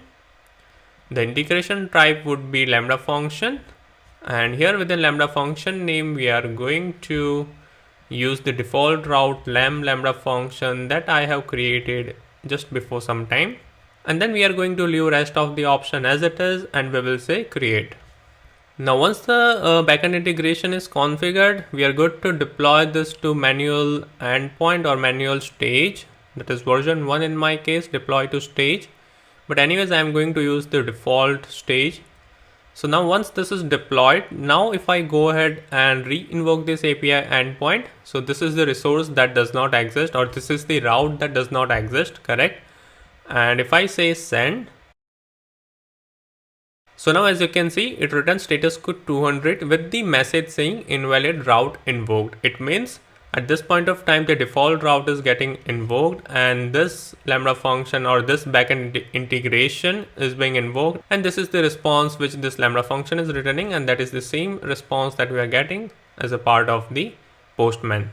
So guys, this is how you can configure the default route, and this is how you can handle this kind of exception, and you can return custom response and the custom status code in case the user is trying to invoke some invalid endpoint or the route. Now here there could be a question that what if we have the path parameter in place. So for example, if we go to API gateway, click on routes, and if I say create route, and here if I select get method for example and say slash curly braces route path, something like this, and I will say create. So here now we have default route as well, and here we have path parameter or the slash route path as well. Now I will quickly attach some integration here, maybe existing one, that is HTTP API hyphen lambda, and I will say attach integration. Okay, now let's try to invoke this again. Let's re-invoke this, and now if I say send, then it returns status code 200 and it returns the response saying get method invoked. It means this time this route path is being invoked and not the default path, right? So just wanted to let you know that if you have the path parameter in place, then HTTP API will give the first priority to the path parameter and then the second priority to the default route. Okay, now if I try to say, that is slash, now if I try to invoke the sub path parameter or the sub resource over here saying test, and if I say send, then it will return status code 200 with the message saying invalid route invoked. So this time it invoked the default route. Why? Because we have the slash root path over here. So that is where our first resource was walking or first route was walking. But here we don't have the sub resource under root path, right? That means this test does not exist. This child resource does not exist. So that's the reason it went ahead and invoked the default route instead of the path parameter route. Okay. So guys, that's all for this section.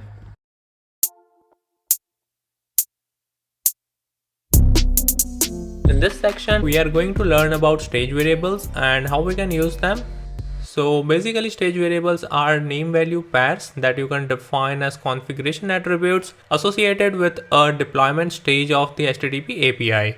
So basically stage variables are nothing but the environment variables. So they act as the environment variables and we can use them within API gateway for configuration. So let's get started. So guys, as you can see on my screen, I have quickly come up with this diagram to demonstrate that how stage variables work. So we are going to understand this diagram using an example. So let's take an example that we have two stages over here and they are dev and prod, as you can see. So here we have the stage and we have dev stage and the prod stage, correct? And here the end user will invoke or will have access to the prod stage and the developer will have access to the dev stage respectively, correct? So now for example, let's consider that we have slash get data route that is over here with the get method, and we have the Lambda function as the backend integration for the same. So now what we want is that whenever the user or end client invokes the get data route, then the prod Lambda function should get executed. So here, as you can see, here we have respective Lambda function for the dev environment and the stage environment.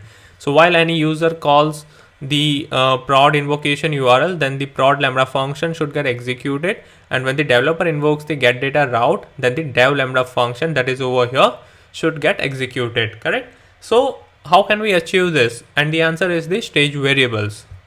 So let's have a look at it practically, correct? So here we are going to create two Lambda function very quickly. So let me navigate to AWS Management Console, search for Lambda. And once you're within Lambda Management Console, click on create function, give the function name. I will say dev Lambda. Runtime as Python 3.8. I will choose an existing role, that is Lambda-API gateway role, and say create function.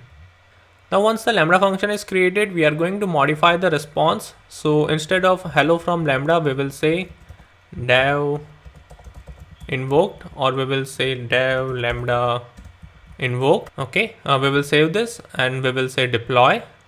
Now let's create the another Lambda function.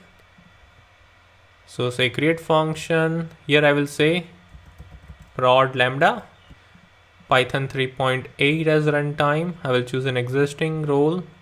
I will say Lambda-API and we will say create function. Now again, once the Lambda function is created, we are going to modify this response. We will say prod Lambda invoked. We will save this and we will say deploy. Now since we have both the Lambda function that is mentioned over here, that is dev Lambda function and the prod Lambda function, correct? Now we will go back to the API gateway and we will click on routes. So here we will quickly create the route that is slash get data, okay, with the get method. So I will say create route. I will select get method over here and I will say get data and we will say create. So here we have created the new resource or the route that is slash get data with the get method. So here we have successfully created the slash get data route or the resource with the get method. So we are going to select the get method over here. And as we see that we don't have any integration at this point of time, so we will say attach integration. And since we don't want to select the existing integration from this drop down, we are going to say create a new integration for us. And here within integration type, as we know that we will select Lambda function, and within integration details, here we have the AWS region, that is US East 1 in my case, and then we need to select the Lambda function. Now here we have two Lambda function and we want to invoke specific Lambda function using dev or the prod stage respectively, correct? So I can't select dev lambda function over here, or I cannot select only the prod lambda function over here, right? So what we want is that we need to invoke that backend integration dynamically. So that's where we are going to use the stage variables. So here, instead of selecting the lambda function, we are going to mention the ARN of the lambda function, not the specific lambda function, right? So let's have a look. So here I will say ARN colon AWS colon the service, that is lambda, colon followed by region name, that is US East 1 in my case, US East 1, colon followed by account ID. So I will copy and paste, followed by function, and function would be followed by the function name that we want to invoke. Correct. Now function name is something that we want to keep it dynamic, right? So whenever the developer is invoking the dev stage, then dev lambda function should get invoked, and whenever the user invokes the API endpoint using prod stage invocation URL, then prod lambda function should get invoked. Correct. So here, instead of mentioning the lambda function, we will fetch the value from the stage variable. Now to fetch the value from the stage variable, here we will say dollar. So this is kind of standard syntax, dollar stage variables, okay, variables dot the stage variable name. Now here within the diagram we have used function as the stage variable, so here we will define stage variables dot function. So this is basically the standard syntax, right, to access the stage variable, that is dollar curly braces stage variables, and which would be followed by the stage variable name that you want to access. Correct. So right now we have not defined the function as the stage variable, but we will define in some time. Now once this configuration is done, we are going to leave rest of the option as it is, and then we have invoke permission. So here invoke permission does not make sense. Why? Because here we have not mentioned the lambda function name. So here API gateway will not know that to which lambda function the permission needs to be added, because here we have the stage variable. So we will have a look at it in some time, that how it goes. Okay. So here we will say create. So guys, now as a next step, I'm going to create two stages, that is dev and prod, just to demonstrate this, right? So I'm going to click on stages under deploy. I will say create a stage. I will give the stage name, that is dev. Add a description if you want. I will enable automatic deployment for now, and then I will say create. So I want to add the stage variable, but that is something I will show you at later point of time. So let me quickly create the stage for now. So I will say create, and then I'm going to create the another stage, that is prod. Okay, so say create, and I will say prod. Again, I will enable automatic deployment over here, and we will say create. Now as you can see, here we have dev and prod stage. Now we are going to add the environment variable to both the stages. Okay, let's start with the dev. So click on dev, say edit, and here you will be able to see the stage variable, say add stage variable. Now here which stage variable we want to add, so that is function. Why function? Because that is the same variable that we are trying to access as a part of the lambda function, right, as a part of the backend integration that we have configured just before some time for the /get data route. Okay, so that's function, and which value or which lambda function we want to invoke as a part of the dev, that is dev lambda. So I'm going to copy this and paste it over here. Okay, so we are done with the dev stage, so I'm going to say save. Similarly, we are going to configure the prod stage. So select the prod stage, say edit, say add stage variable, say function, and here instead of dev lambda we are going to say prod lambda. Okay, say copy and paste it over here and say save. So now since we have created the dev and the prod stage, and we have also configured the stage variables, it's time to test it out. Alright, so I'm going to copy the invocation URL of the prod stage, and we will navigate to Postman. I will open a new tab. I will say paste it over here, and I want to invoke get data route, correct, with the get method, and we will say send. So guys, here as you can see, it returns status code 500, that is internal server error. And why is that? It's because at this point of time API gateway does not have permission to invoke the backend integration, and the backend integration is the prod lambda function, right, because we are invoking or we are using the prod stage URL. So if we look at the configuration within this lambda function and click on permission, and if we scroll down to resource based policy, then this is empty, right, because the policy or the permission has not been added over here. So that's the reason API gateway is not able to or is not permitted to invoke this backend integration, that is prod lambda function. And why that happened? It's because if we look at the integration of the slash get data resource, then here we have not mentioned the Lambda function name. Instead, we have mentioned the stage variables, right? So that's the reason API gateway does not know where to add that permission. And that's the reason API gateway don't have the permission to invoke either dev Lambda function or the prod Lambda function. So now what we need to do is we need to explicitly add that permission for API gateway to access or invoke the Lambda function. So we will go to the prod Lambda function. Now to add the permission, we need to click on add permission over here. Here we will select AWS service because we want to give access to the specific service, that is API gateway, correct? And then principal is going to be the API gateway.amazonaws.com. And here we need to mention the source ARN, so to which resource we want to give access to, correct? So I'm going to copy and paste the source ARN. So that is the standard, right? That is ARN colon AWS followed by execute hyphen API followed by the region name followed by account ID followed by the API ID, right? So API ID you can get it from here. You can simply click over here and here is your API ID, correct? Followed by here we have the wildcard. So this wildcard depicts the stage name. So here we can say prod stage. You can restrict it to prod stage, right? But we will have it as the wildcard for now. And then this another wildcard is for the HTTP verb or the method. If you want to restrict access to the get method, then you can define that get method over here. Okay. But let's keep it wildcard, and then the resource name that you want to provide access to. So in our case, the resource name is get data.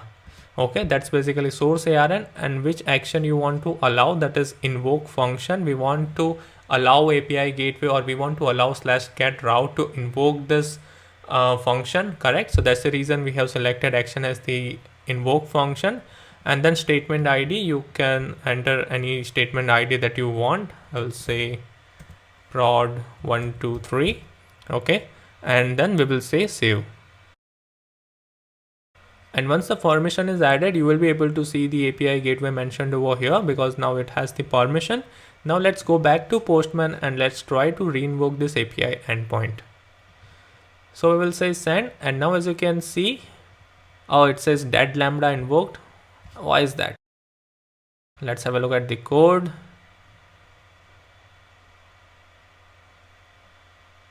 Oh, I don't even remember I entered dead. It should be prod, right? So we will save this and say deploy. Let me reinvoke this. So now as you can see, it returns status code 200 with the appropriate response, that is prod Lambda invoked.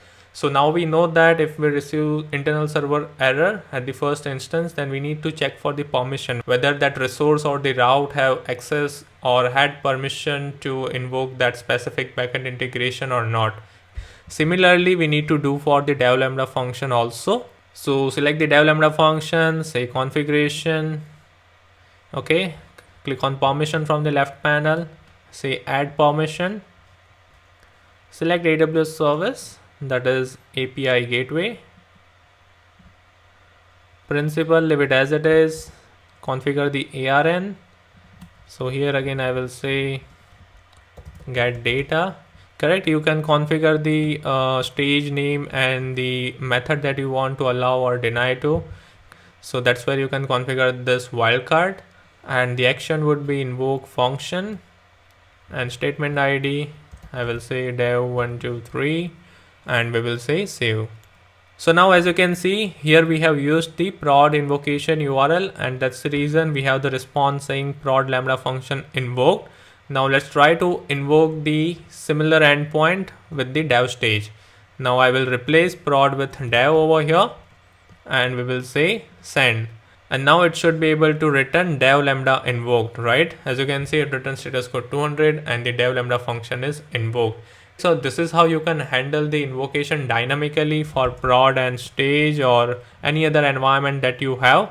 So if we look at the diagram, then while the developer is invoking the API endpoint using dev URL or the dev stage, then the dev Lambda function is getting invoked. And while the end client or the user is trying to invoke the API endpoint using prod stage URL, then the prod Lambda function is getting invoked. Now, apart from this, one thing I want you to take note is that while we use the stage variable for a Lambda function, the function must be in the same account as the API. So if your API endpoint or API gateway is in US East 1, then your Lambda function should also be in the US East 1 region, because at this point of time, stage variables does not support cross account Lambda function, right? So I just want you to take note of that. Right now, apart from this Lambda function configuration, where else we can use the stage variables? So basically, you can also use the stage variable for the HTTP URI integration type. So click on integration from the left panel. Here we will say manage integration and we will say create. Now here, instead of Lambda function, you can select the HTTP URI, and here within URL, you can define the stage variables, right? You can use the stage variables to fetch the appropriate URL that you want to invoke. So that's where you can use the stage variables. Apart from that, you can also use stage variable as a part of the AWS user or the role credential ARN.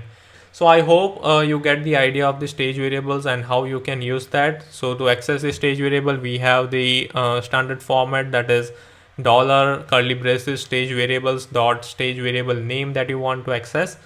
So guys, that's all for this section.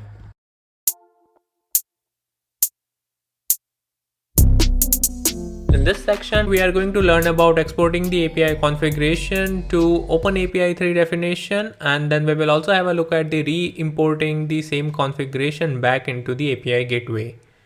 So basically, exporting and re-importing option are pretty straightforward while we look at the console. So let's have a look. So here I have this API, that is HTTP API, and I want to export the OpenAPI 3 definition of this API. So to export that, we need to click on export under develop. So click on that. Here you need to select the source. So you can select the latest configuration, or if you want to choose any stage, or if you want to go stage specific, then you can select any stage that you want to export. So here I will say latest configuration. And then here we have the option that is extensions. So it says whether you want to include API gateway extensions or not.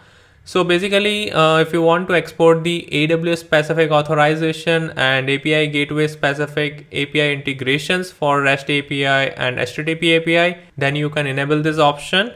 And if you don't want AWS specific authorization and API gateway specific API integration, then you can disable it. So for now, I will keep it enabled, and then you can choose the output format, that is JSON or YAML. I will say JSON, and I will say download.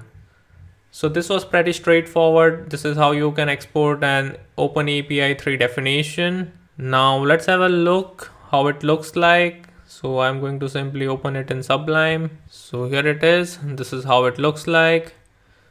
This is the JSON export, right? And here you will be able to see the AWS specific authorizer configuration. Now, if you disable that option, then you would not be able to see this option, correct? So you can have a look. Let me also show you that. I will disable it and I will say download.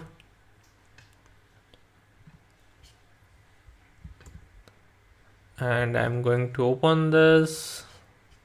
Let me open side by side. Here it is. So this is without the AWS specific authorization and the API gateway specific API integrations, correct? This is how it looks like. So here you would not be able to see the authorizer configuration, correct? So basically this is with and without API gateway integrations, right? Or the extensions to be specific, correct? Now what we are going to do is, now let's say we have the OpenAPI 3 definition and we want to re-import it. So again, it's pretty straightforward. So click on re-import under developed from the left panel, and you can paste that OpenAPI 3 definition over here. So let me copy this one.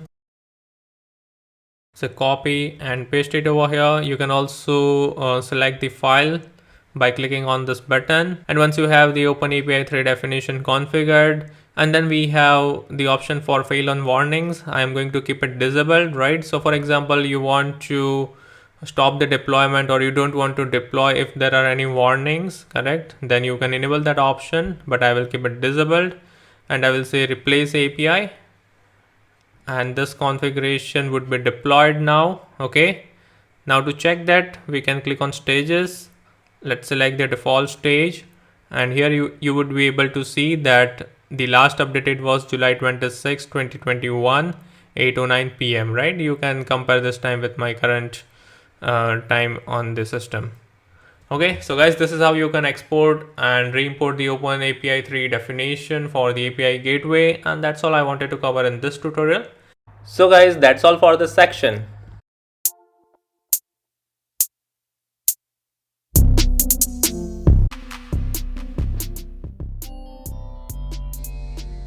What's up everyone, I'm Chirag and welcome to part 11 of the tutorial series on AWS HTTP API Gateway. So guys, in this tutorial I'm going to take you through on how we can enable IAM authorization within HTTP API Gateway, and we will also see that how we can secure the API endpoint using the same.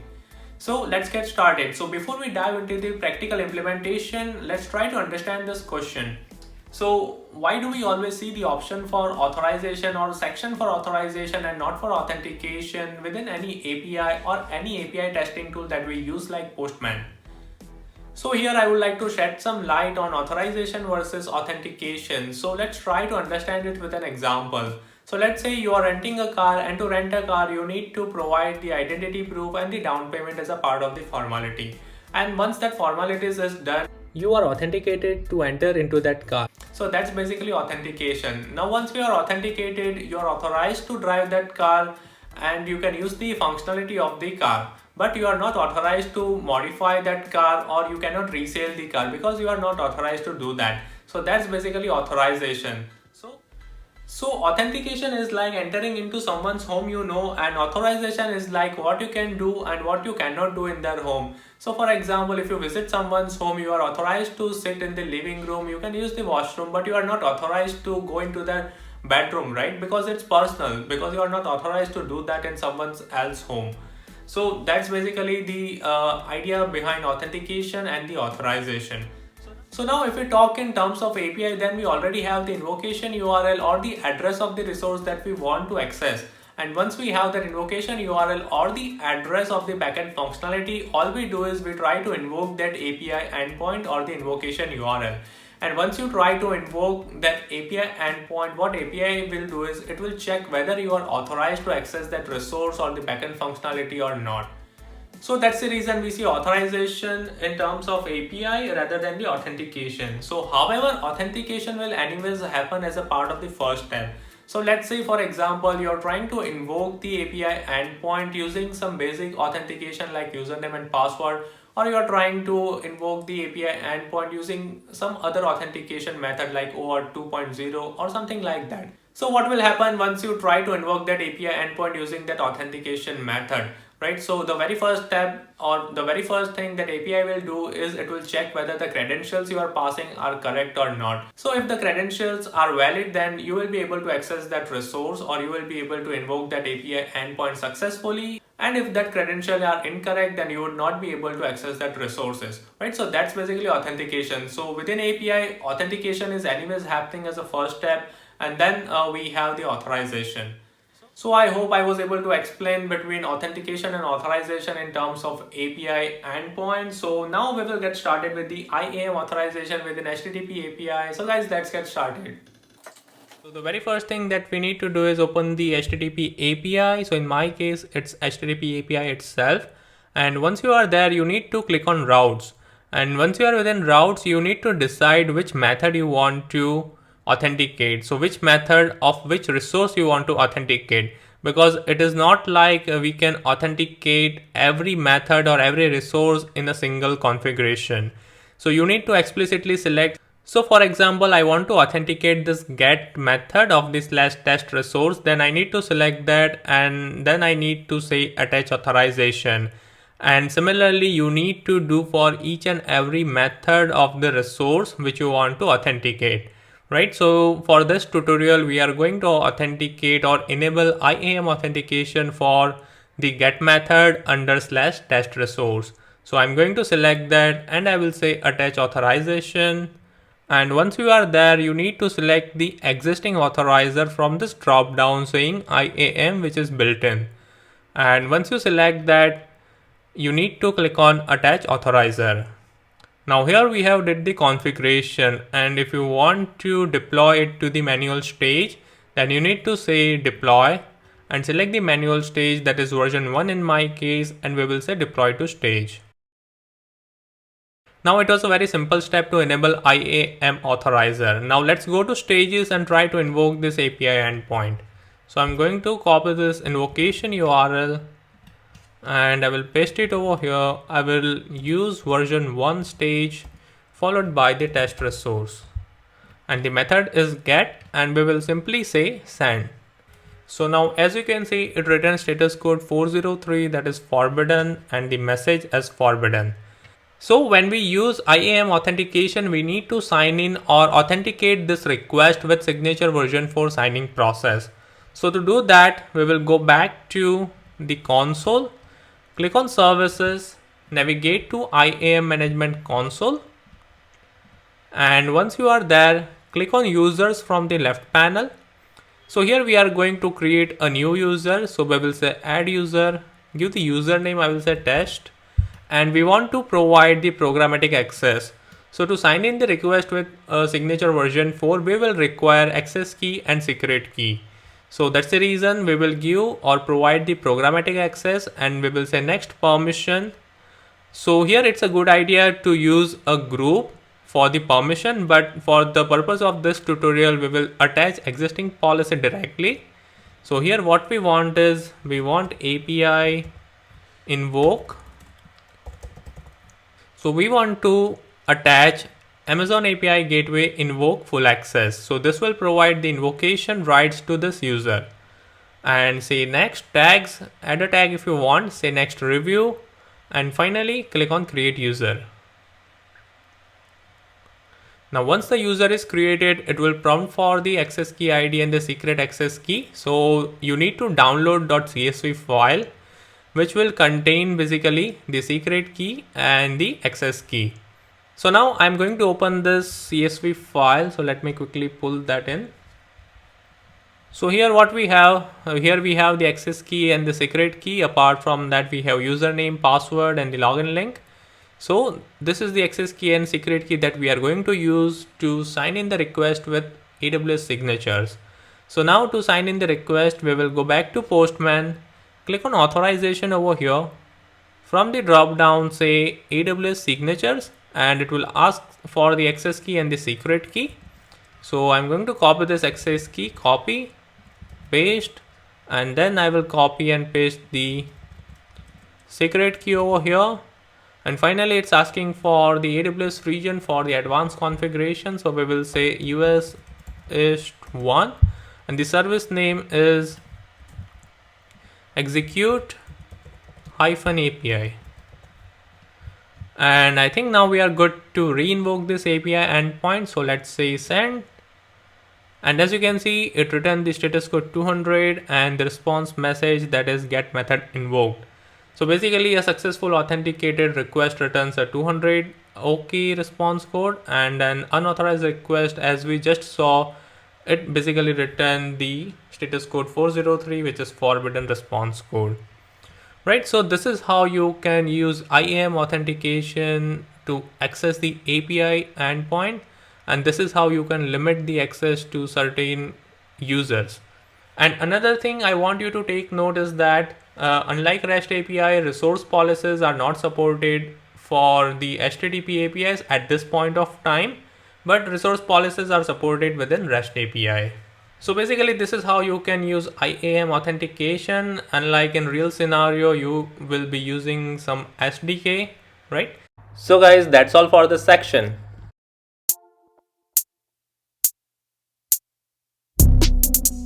In this section, I will take you through on how to configure or use Lambda authorizer to secure our API endpoints. So guys, while we configure Lambda authorizer, we basically get two options for the response mode, that is simple and the IAM policy. So let's quickly have a look at that. So I will open API gateway, I will click on authorization, I will select any method, and I will say create and attach an authorizer. So here within authorizer type, as we know that this tutorial is based on Lambda authorizer, so we are going to select the Lambda over here. And if we scroll down, then here you will be able to see the response mode. So here we have two options, that is simple and the IAM policy. So basically in this video, we will look at the simple response mode, which will return a Boolean value for the given user that he or she is authorized to access the said resource or not. And if we talk about the IAM policy, then that is something we will cover in the upcoming tutorial, correct? So guys, now before we start with the practical implementation, let's have a look at the workflow. So guys, as you can see on my screen, here I have two workflows. So the one workflow is without Lambda authorizer configured, and the another workflow is with Lambda authorizer configured. So while we don't have the Lambda authorizer configured, the workflow or the invocation steps are pretty straightforward. So here we have the postman that we use to invoke or test the API endpoint. And once we configure the invocation details, we basically invoke the API and the request is being sent to the Amazon API gateway. And once the request is passed over there, the appropriate backend integration gets invoked or executed. So in my case, it's Lambda function. So basically Lambda function gets executed and the appropriate response is sent back to the Amazon API gateway. And from there, the response is being sent back to the client. So this is the very simple workflow without Lambda authorization. So now let's have a look at the workflow with the Lambda authorizations configured. So here again we have the postman, we configure the details for the invocation, and while we configure the details for the invocation, we are going to also pass the authorization header as a part of the header. So we will define authorization as the key and the secret token as a value. And once we configure that, the request is being sent to Amazon API gateway. Now as a second step, it's not going to directly execute the backend integration, but instead what it will do is it will check whether the said user is authorized to invoke or access the said resource or not, right? So the request would be passed on to the Lambda authorizer. Here it will validate the authorization header. So it will check whether the secret token that is being passed is valid or not. If it is valid, then it will return this response, that is authorized as true. And apart from that, if you want to pass any additional parameter, then you can pass that parameters as a part of the context. And for example, if Lambda authorizer found that secret token is invalid, then what it will do is it will return is authorized as false. And again, if you want to pass any additional parameters as a part of the context, then you can define over here, correct? Now, for example, if we don't pass the authorization header, then what it will do is it's going to return is authorized as false. It means that the said user is not authorized to invoke the said resource that he or she is trying to invoke, correct? Now, let's say, for example, the Lambda authorizer return is authorized as true. It means the said user is authorized to access or execute that resource. And as a next step, the Amazon API gateway is going to invoke or execute the backend integration, that is Lambda function. And once that is executed, the appropriate response is sent back to the API gateway, and from that the response is sent back to the client. Now let's say, for example, the Lambda authorizer found the secret token as invalid and it returned is authorized as false. Now as we see that is authorized as false, then the API gateway is not going to execute the backend integration or the Lambda function, that is the third step. Instead it will return the error code saying forbidden or unauthorized, right? So now let's get started with the practical implementation. So what we are going to do is we are going to click on services. We will navigate to Lambda management console because we need to create the Lambda function for the authorizer. So we will say create function and we will give the function name. I will say Lambda auth, something like this, and I will select runtime as Python 3.8. I will choose the permission as the use an existing role. I will say Lambda -API gateway role, and I will say create function. Now once the function is created, here we need to write a code that will reflect the or that will return the Boolean response that whether the given user is authorized or not, but we will configure this code at later point of time. Now let's go back to the API gateway and we will click on routes over here. So now let's say I want to authorize or set up the authorization for the get method under /test resource. So as you can see here, we already have the IAM built-in configured. So we are going to remove this. So this we have configured as a part of the previous tutorial. And once you remove that, so click on that method and here we will say create and attach an authorizer. Now within authorizer type, we will select Lambda function, give the authorizer name. I will say lam auth. And after that, the region is US East 1. We will select the Lambda function that we have just created. So I'm going to copy this Lambda function name and paste it over here. Select that Lambda function. Now within payload format version, we are going to select 2.0. We don't want to select the legacy one, that is 1.0. So we are going to move on with the latest payload format version, that is 2.0. Response mode, as we just discussed earlier, that we are going to select simple. We are going to disable the authorizer caching. We don't want to cache that. And then we have identity sources. So here, as we can see, here we have some value saying $request.header.authorization. So it's asking that what would be the key that you will be passing for the secret token, right? So we will say in the header that key as authorization and value as secret token. Now, for example, if you want to pass the key as authorization token and its value should be secret token, then you need to modify this. So you need to mention over here something like this, that is authorization token. So now in the header, you need to pass the key as authorization token and the value as the secret token. Okay, but for the purpose of this tutorial, we will leave it as it is. Now, apart from authorization, if you want to add any other identity source, then you can click on add identity source and add it over here. But for now, we will leave it as it is. And then we have invoke permission. So this basically grants the permission to invoke the Lambda function, that is Lambda auth, that we have just created. Okay, so you need to make sure that it's enabled. And finally, once everything is configured, click on create and attach. Now here we have successfully configured the Lambda authorizer. Now as a next step, we are going to deploy this to the custom stage. So say deploy, I will select version 1, that is manual deployment, and I will say deploy to stage. Now from the API endpoint perspective, we have configured everything that is required. Now we will move back to the Lambda function. So here we need to decide, we need to validate the secret token. So if the secret token is valid, then only we will allow that user to invoke the seed resource. Okay, so what we are going to do is here within to implement within Lambda underscore handler, we will say if event of headers. So we are going to look for headers. Within headers, what we are going to look at? We are going to look at authorization. Now, for example, if we look one more time over here, so I'm going to say edit authorizer. Now, if we have passed here authorization token, then what we need to do is in the code, we need to look for the authorization token, right? But in my case, I have kept it authorization. So that's the reason I'm going to mention authorization over here. Okay. Now within authorization, we will get the secret code. Now I will compare the value. So the secret value should be secret code, something like this, or it can be anything.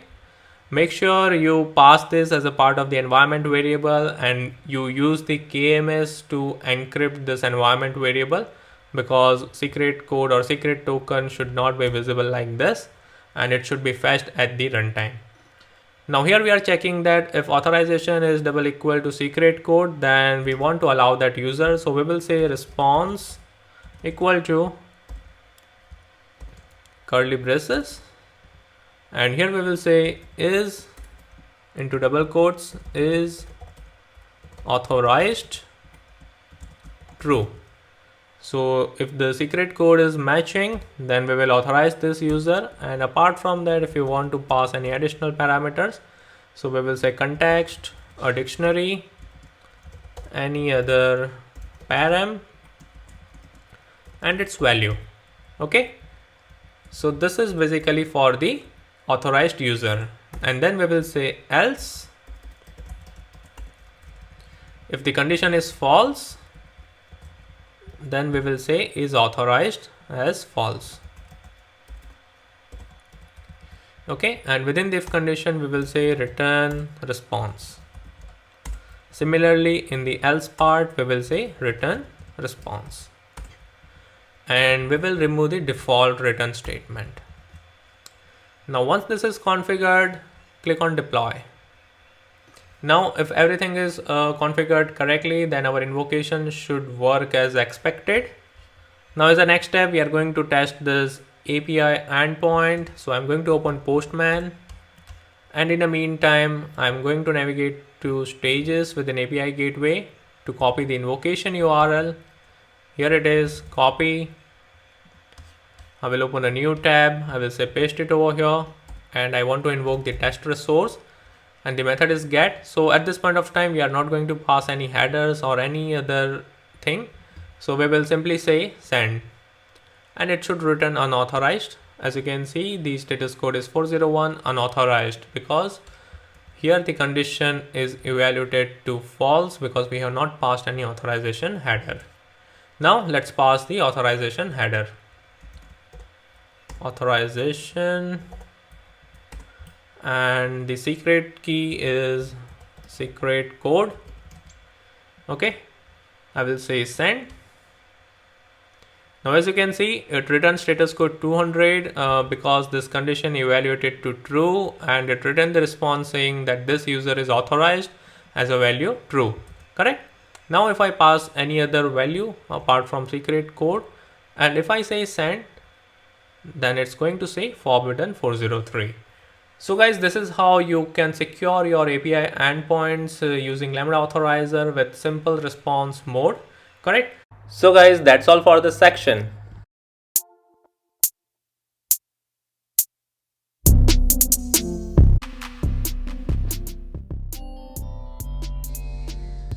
In the previous section, I have covered Lambda authorizer, and we had used the simple response mode to secure the API endpoints. And now in this section, I will take you through on how to use Lambda authorizer using IAM policy as a response mode to secure our API endpoints. So here we are going to use the same configuration that we have used or configured in the previous tutorial. So guys, now if you look at this flow that we have discussed in the previous tutorial, so if you look at the Lambda authorizer, so in that case what was happening is that the Lambda authorizer was returning the boolean value that whether the given user is authorized or not to invoke or access the said resource, right? So that was using the simple response mode. So guys, now if we use the IAM policy as a response mode, then instead of this boolean response, right, instead of this boolean value, what Lambda authorizer will return is, it will return the IAM policy. That is this one, which is highlighted in the blue color. So this is basically the standard policy where we have the principal ID, policy document, version, statement.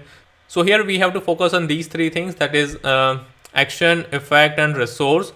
So action is basically what permission or what action you want to allow or deny. So here in our case, we want to maybe allow to invoke the API and we want to deny to invoke the API, right? So that's why the action is kind of execute-API:invoke. And then we have effect. So effect will define whether to allow that action or not. So that is allow or deny. And then we have resource. So within resource, we have to define the ARN of the resource that we want to allow or deny to the user. And if you want to pass on any additional parameters, then you can pass it as a part of the context. So this is a very basic simple IAM policy that we are going to return from the Lambda authorizer instead of the boolean value while we use the IAM policy as a response mode. Right guys, so let's get started. So I will navigate to API gateway. So here I have the HTTP API open. I will click on routes.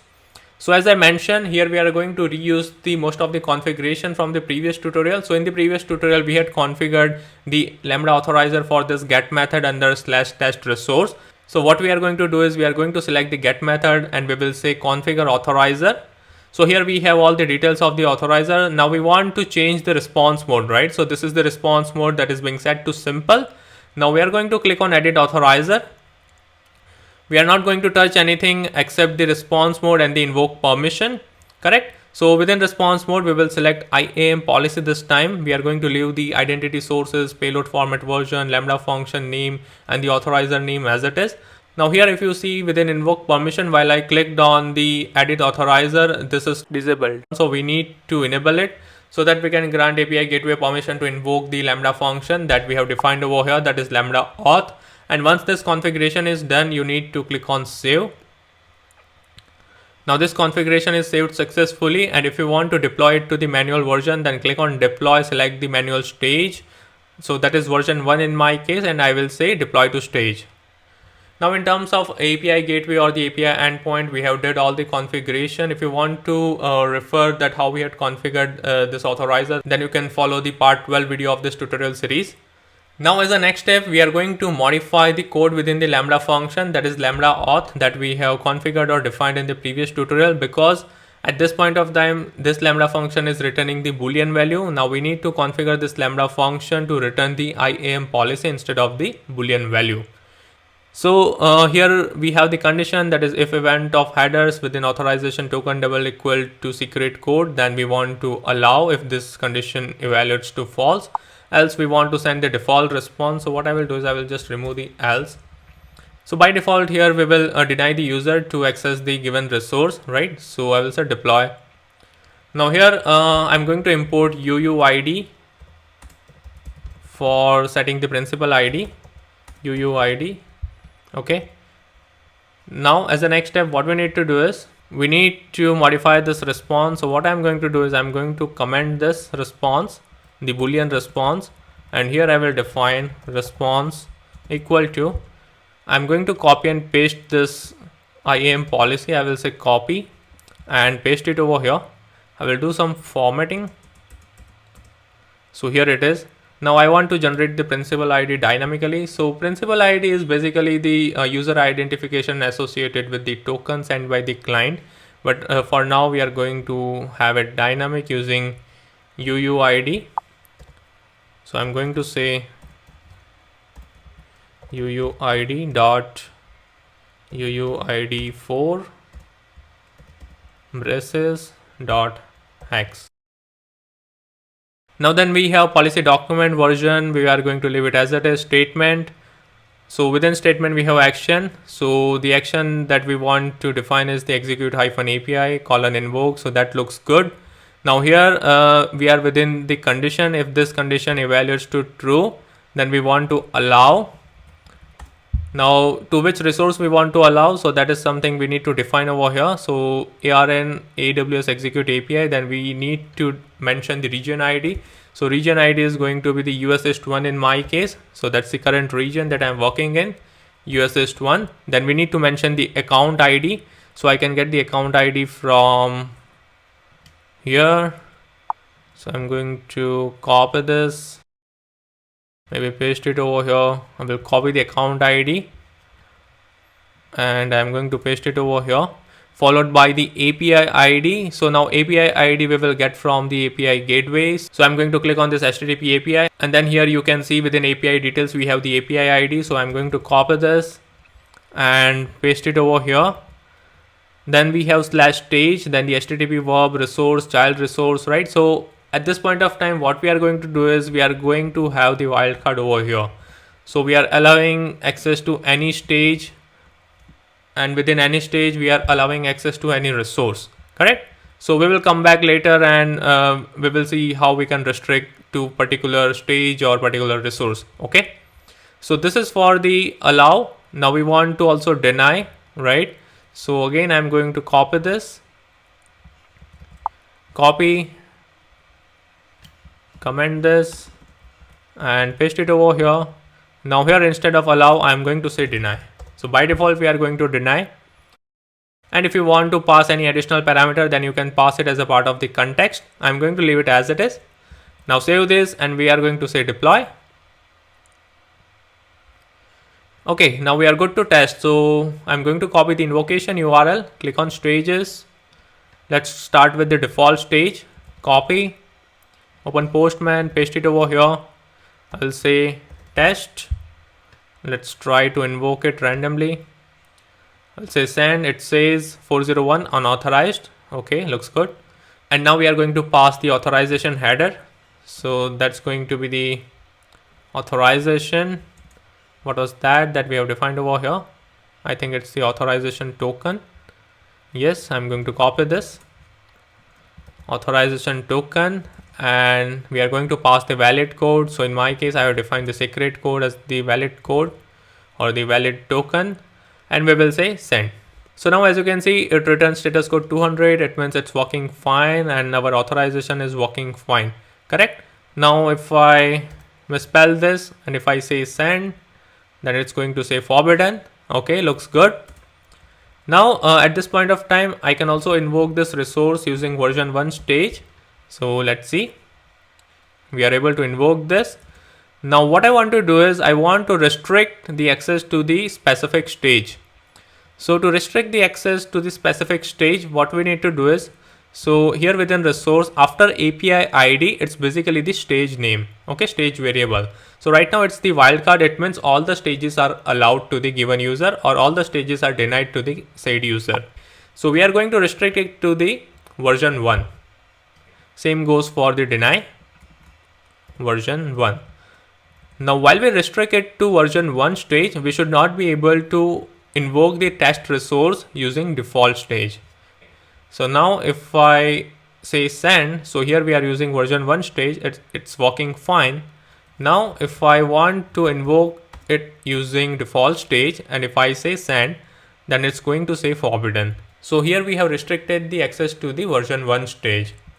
So in fact, while we deny for anything, we can say deny to all the stages. We don't need to modify the policy or we don't need to explicitly define the resource that version 1, deny to version 1. So we will say by default deny to all the stages and all the resources. Okay. So guys, this is how you can restrict the access to specific stage. Now for example, you want to restrict the access to particular resource and the particular method.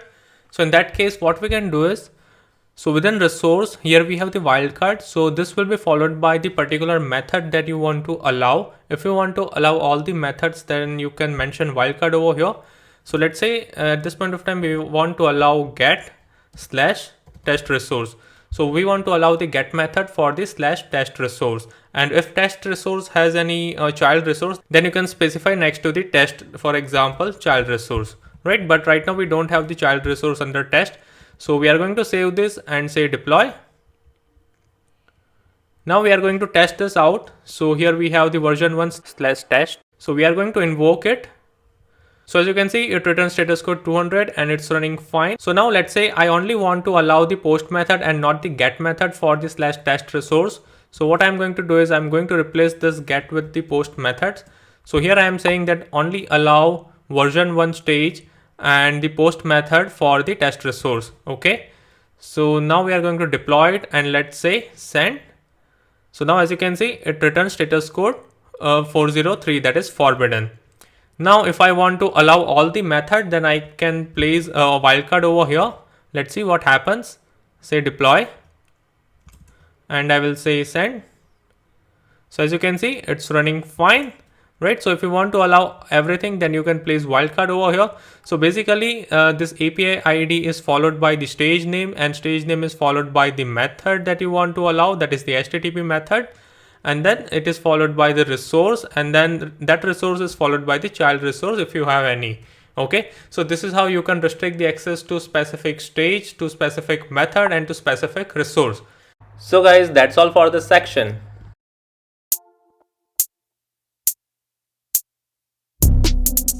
In this section, I will take you through on how to configure and integrate JWT authorizer within HTTP API using AWS Cognito User Pool Service.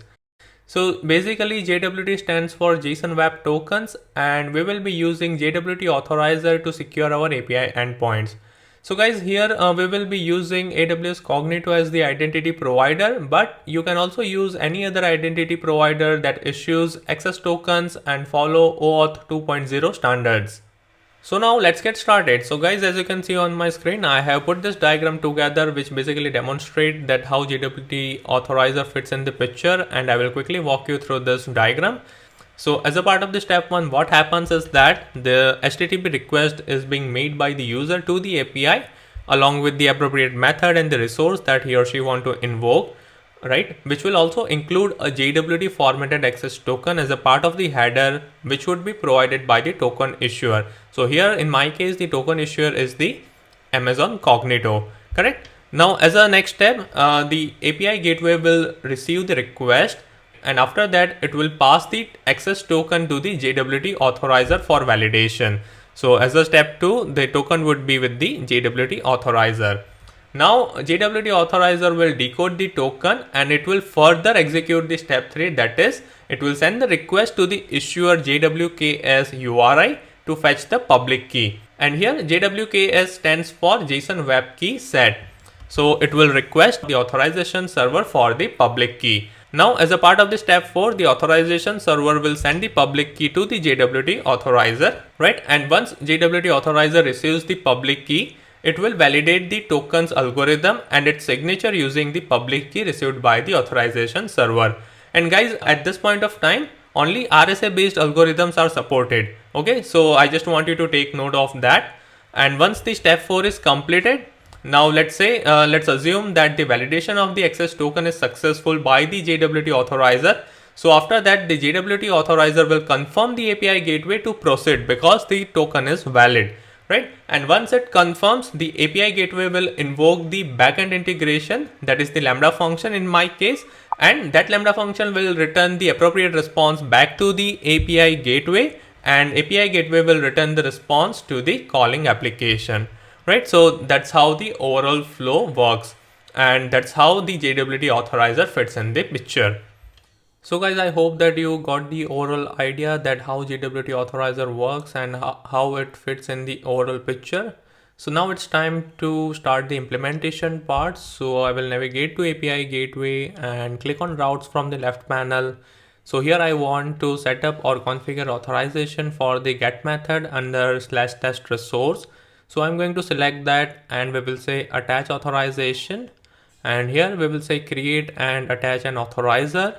Within authorizer type, we are going to select JWT, and then we will have a look at the authorizer settings, that what all things we will require to set up this authorizer. So name, then identity source, then we will require issuer URL. So that is something that we will get from the AWS Cognito service while we configure the user pools. And then we have the audience. So audience is nothing but the client ID, and client ID is something we will get from the user pool. Correct. So before we go ahead and configure the authorizer over here, we need to configure the user pool within Amazon Cognito service, because this configuration is dependent on the user pool configuration. Correct. So before we go ahead and navigate to the Cognito service, let's have a look at the steps that we need to follow to set up the user pool. So the very first thing is that we need to create the user pool, which would be followed by the creation of the app client without client secret, because here we will not need client secret, which is followed by the creation of the domain name, correct, which we will be using to fetch the authorization code or the access token, which would be followed by the creation of the resource server or the configuration of the resource server. So if you want to use the custom scope, then you can configure resource servers. It's not mandatory, I think. And then we need to configure the app client settings, followed by the creation of the temporary user, correct. So let's get started. So navigate to AWS Cognito, click on services, search for Cognito and click on that. And once you are here, click on manage user pools and click on create a user pool from the top right corner. Give the pool name. I will say API authorization, and we will say review defaults and say create pool. Now once the user pool is created, the next step is to create the app client. So click on app clients under general settings, and here click on add an app client. Give the client name. I will say auth client. Okay. And then we are going to uncheck generate client secret because we don't need the client secret, and I will leave rest of the option as it is. You can modify as per your requirement. And finally we will say create app client. So here we have successfully created the app client. Now as a next step, we need to create or configure the domain name. So click on domain name under app integration. So here we will be using Amazon Cognito domain, but if you want to use your own domain, then you can configure over here. So I'm going to enter the domain name. I will say API auth test 1, and I will see if it is available. This domain is available, and we can say save changes. Now once the domain name is configured, we are going to create the custom scope via resource servers. So click on resource servers under app integration. Click on add a resource server, give it a name. I will say res server.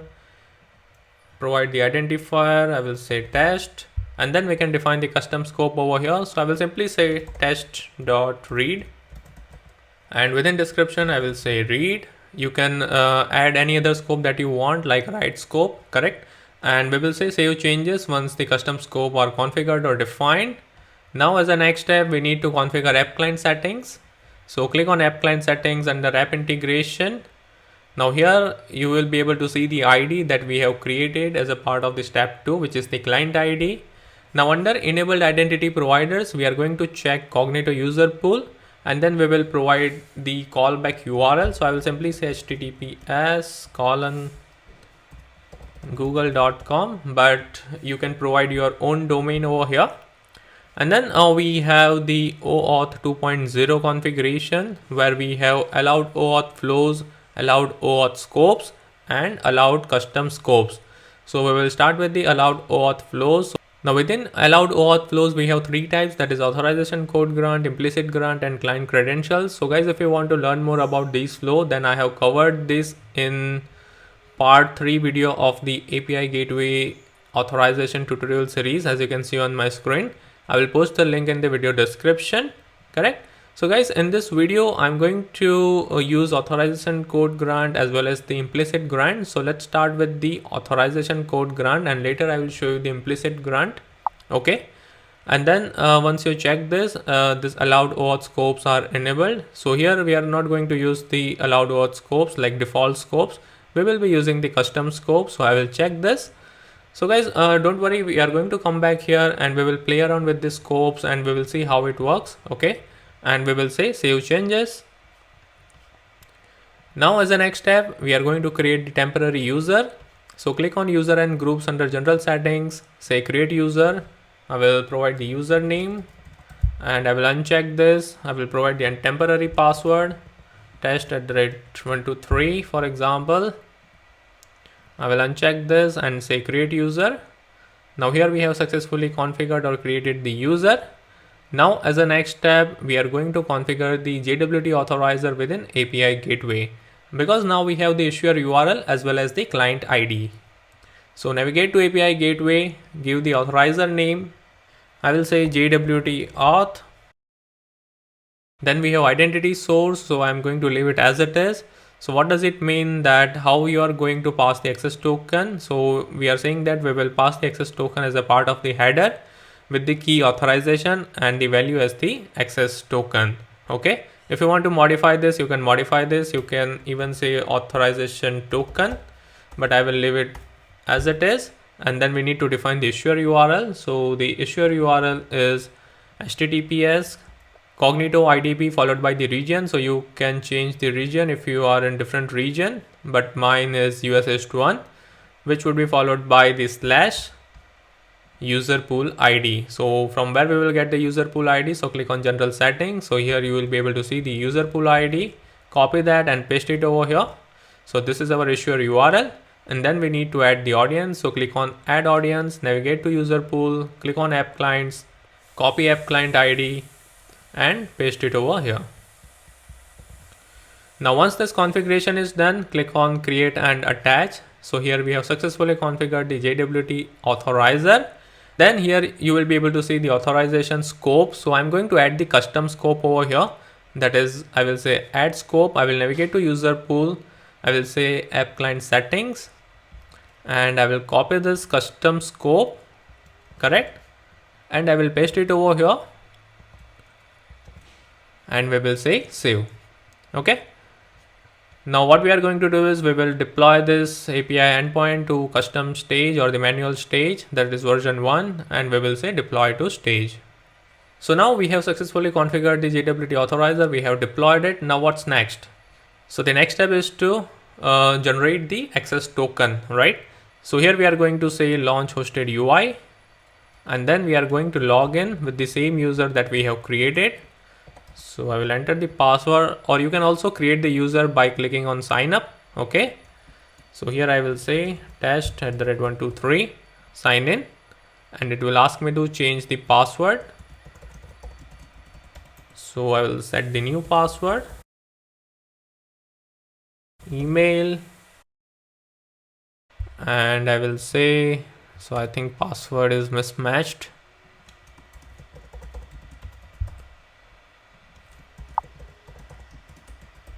Okay, now it looks good, and then we will say send.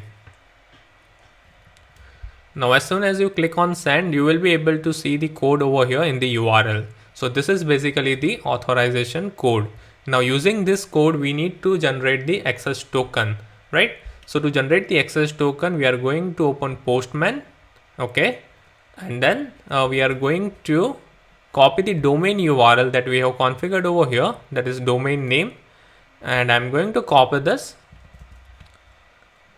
I will paste it over here. I will simply reformat this. Now it looks good. Followed by /OAuth 2/token. So to generate the access token or to fetch the access token, we need to use this URL, right, with the post method. So I will select post over here and then click on body. Here we will select xwww form URL encoded, and here we are going to pass few parameters, that is the grant underscore type, which would be authorization underscore code. Correct. Then we have another parameter, that is client ID, client underscore ID. So we are going to copy and paste the client ID from here. Followed by the third parameter, which is redirect URI. So redirect URI we will copy from app client settings, that is google.com, followed by the authorization code that we have generated after logging in to the hosted UI. Okay, so that would be code followed by this authorization code that we are going to paste it over here, and then we will say send. Now as you can see, we have the access token as well as the refresh token, and the token type is bearer. Correct. Now we are going to use this access token to invoke our API endpoint successfully. So let's open a new tab and navigate to API gateway, click on stages. I'm going to use the default stage. So I will copy the invocation URL. I will paste it over here, followed by /test route that I want to invoke with the get method. So right now we will invoke this API endpoint without any configuration or without access token. So we will say send. Now as you can see, it returns status code 401, that is unauthorized. Now as a part of the header, we are going to pass authorization. Why authorization? Because if we look at the identity source, then we have configured authorization over here. Now if we have configured authorization token over here, then we need to pass authorization token over here. Okay, but right now it's authorization, and in the value we are going to copy and paste the access token that we have generated. Correct. So I'm going to copy this and paste it over here as a value, and I will say send. Now as you can see, it returns status code 200 and the invocation is successful using this access token, right? So if I don't pass the authorization header with the correct access token, then it's going to return 401 unauthorized. Or if I try to pass any other modified access token like ABC or something, and if I say send, then it will say 401 unauthorized. Okay, so this is how you can generate the access token while you are using authorization code grant. Now let's check one more thing. So what I'm going to do is I will navigate to user pools and I'm going to uncheck this custom scope, and instead I will say open ID, that is default scope, and I will say save changes. Okay, now I'm going to generate the authorization code by clicking on launch hosted UI, and then I'm going to log in, that is sign in as srcecde, and here I will get the new authorization code. Now let me copy this and paste it over here and generate the new access token. Okay, so I will say send, and then I'm going to copy this access token and I'm going to use this access token to invoke the API endpoint. So let's see what happens. So I will say send. Now as you can see, it says 403 forbidden. Why? Because the access token or the authorization code that we have generated is for the OpenID OAuth scope and not for the custom scope, that is test.read, right? And why that access token didn't work? Because within API gateway, if you look at the authorization scope, then we have configured it as test/test.read. So that's the reason this access token will not work. Now let me show you one more thing. Let's navigate to this post tab. Now if I try to reuse the authorization code and if I say send, then it will not allow, right? So you can use the authorization code only once to generate the access token, correct? So that's basically authorization code grant, and that is how you can secure your API endpoints using the JWT authorizer via authorization code grant. Now let's have a look at the implicit grant. So I'm going to uncheck this. I will check implicit grant. I will uncheck OpenID and I will check test.read and say save changes. Now I am going to say launch hosted UI. I'm going to sign in as the user. Now here, as you can see in the URL, we have the access token instead of the authorization code. Now we can directly use this access token to invoke our API endpoint. So I will navigate to Postman and paste it over here and I will say send. Correct? So while you are using implicit grant, then you will directly get the access token. But while you are using authorization code grant, then you will get the authorization code, and then you need to use that authorization code to generate the access token, right? So within authorization code grant, you add one more layer of security, right? So basically you generate the authorization code, and if that authorization code is valid, then only you can generate the access token and use that access token to access your API endpoint, correct? Whereas in implicit grant, you directly get the access token, correct? So guys, apart from that, I also want to show you that how you can access the JWT parameters or the JWT claims within the Lambda function, right? So what we are going to do is we will click on routes, we will click on get, and we will say configure integration, and we are going to open this Lambda function, okay? And I hope we have the print statement for the event. So here we have. So I will click on monitor and I will open view logs in CloudWatch. Now what happens is that after validating the JWT token, so basically after JWT authorizer validate the JWT token, API gateway passes the claims in the token to the API routes integration. So in my case, the API route integration is the Lambda function, right? And then within backend resources such as Lambda function, you can access the JWT claims. So let me quickly show you that. So let me open this log, and if we look at this event data,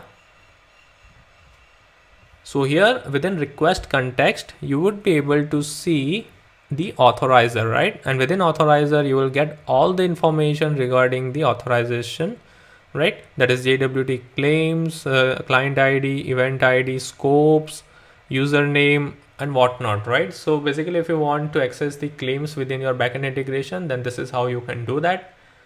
So guys, that is how you can secure your API endpoints using authorization code grant or the implicit grants. So here what I have demoed is that we have configured the JWT authorizer, we have configured the Amazon Cognito to generate the access token, and using that access token we have invoked the API endpoint. Also we have looked at the custom scopes and the OAuth scopes, right? So that how it works and how we can generate the access token particular to the given custom scope, and how we can configure the authorization scopes within the API gateway itself, and how we can secure the API endpoints.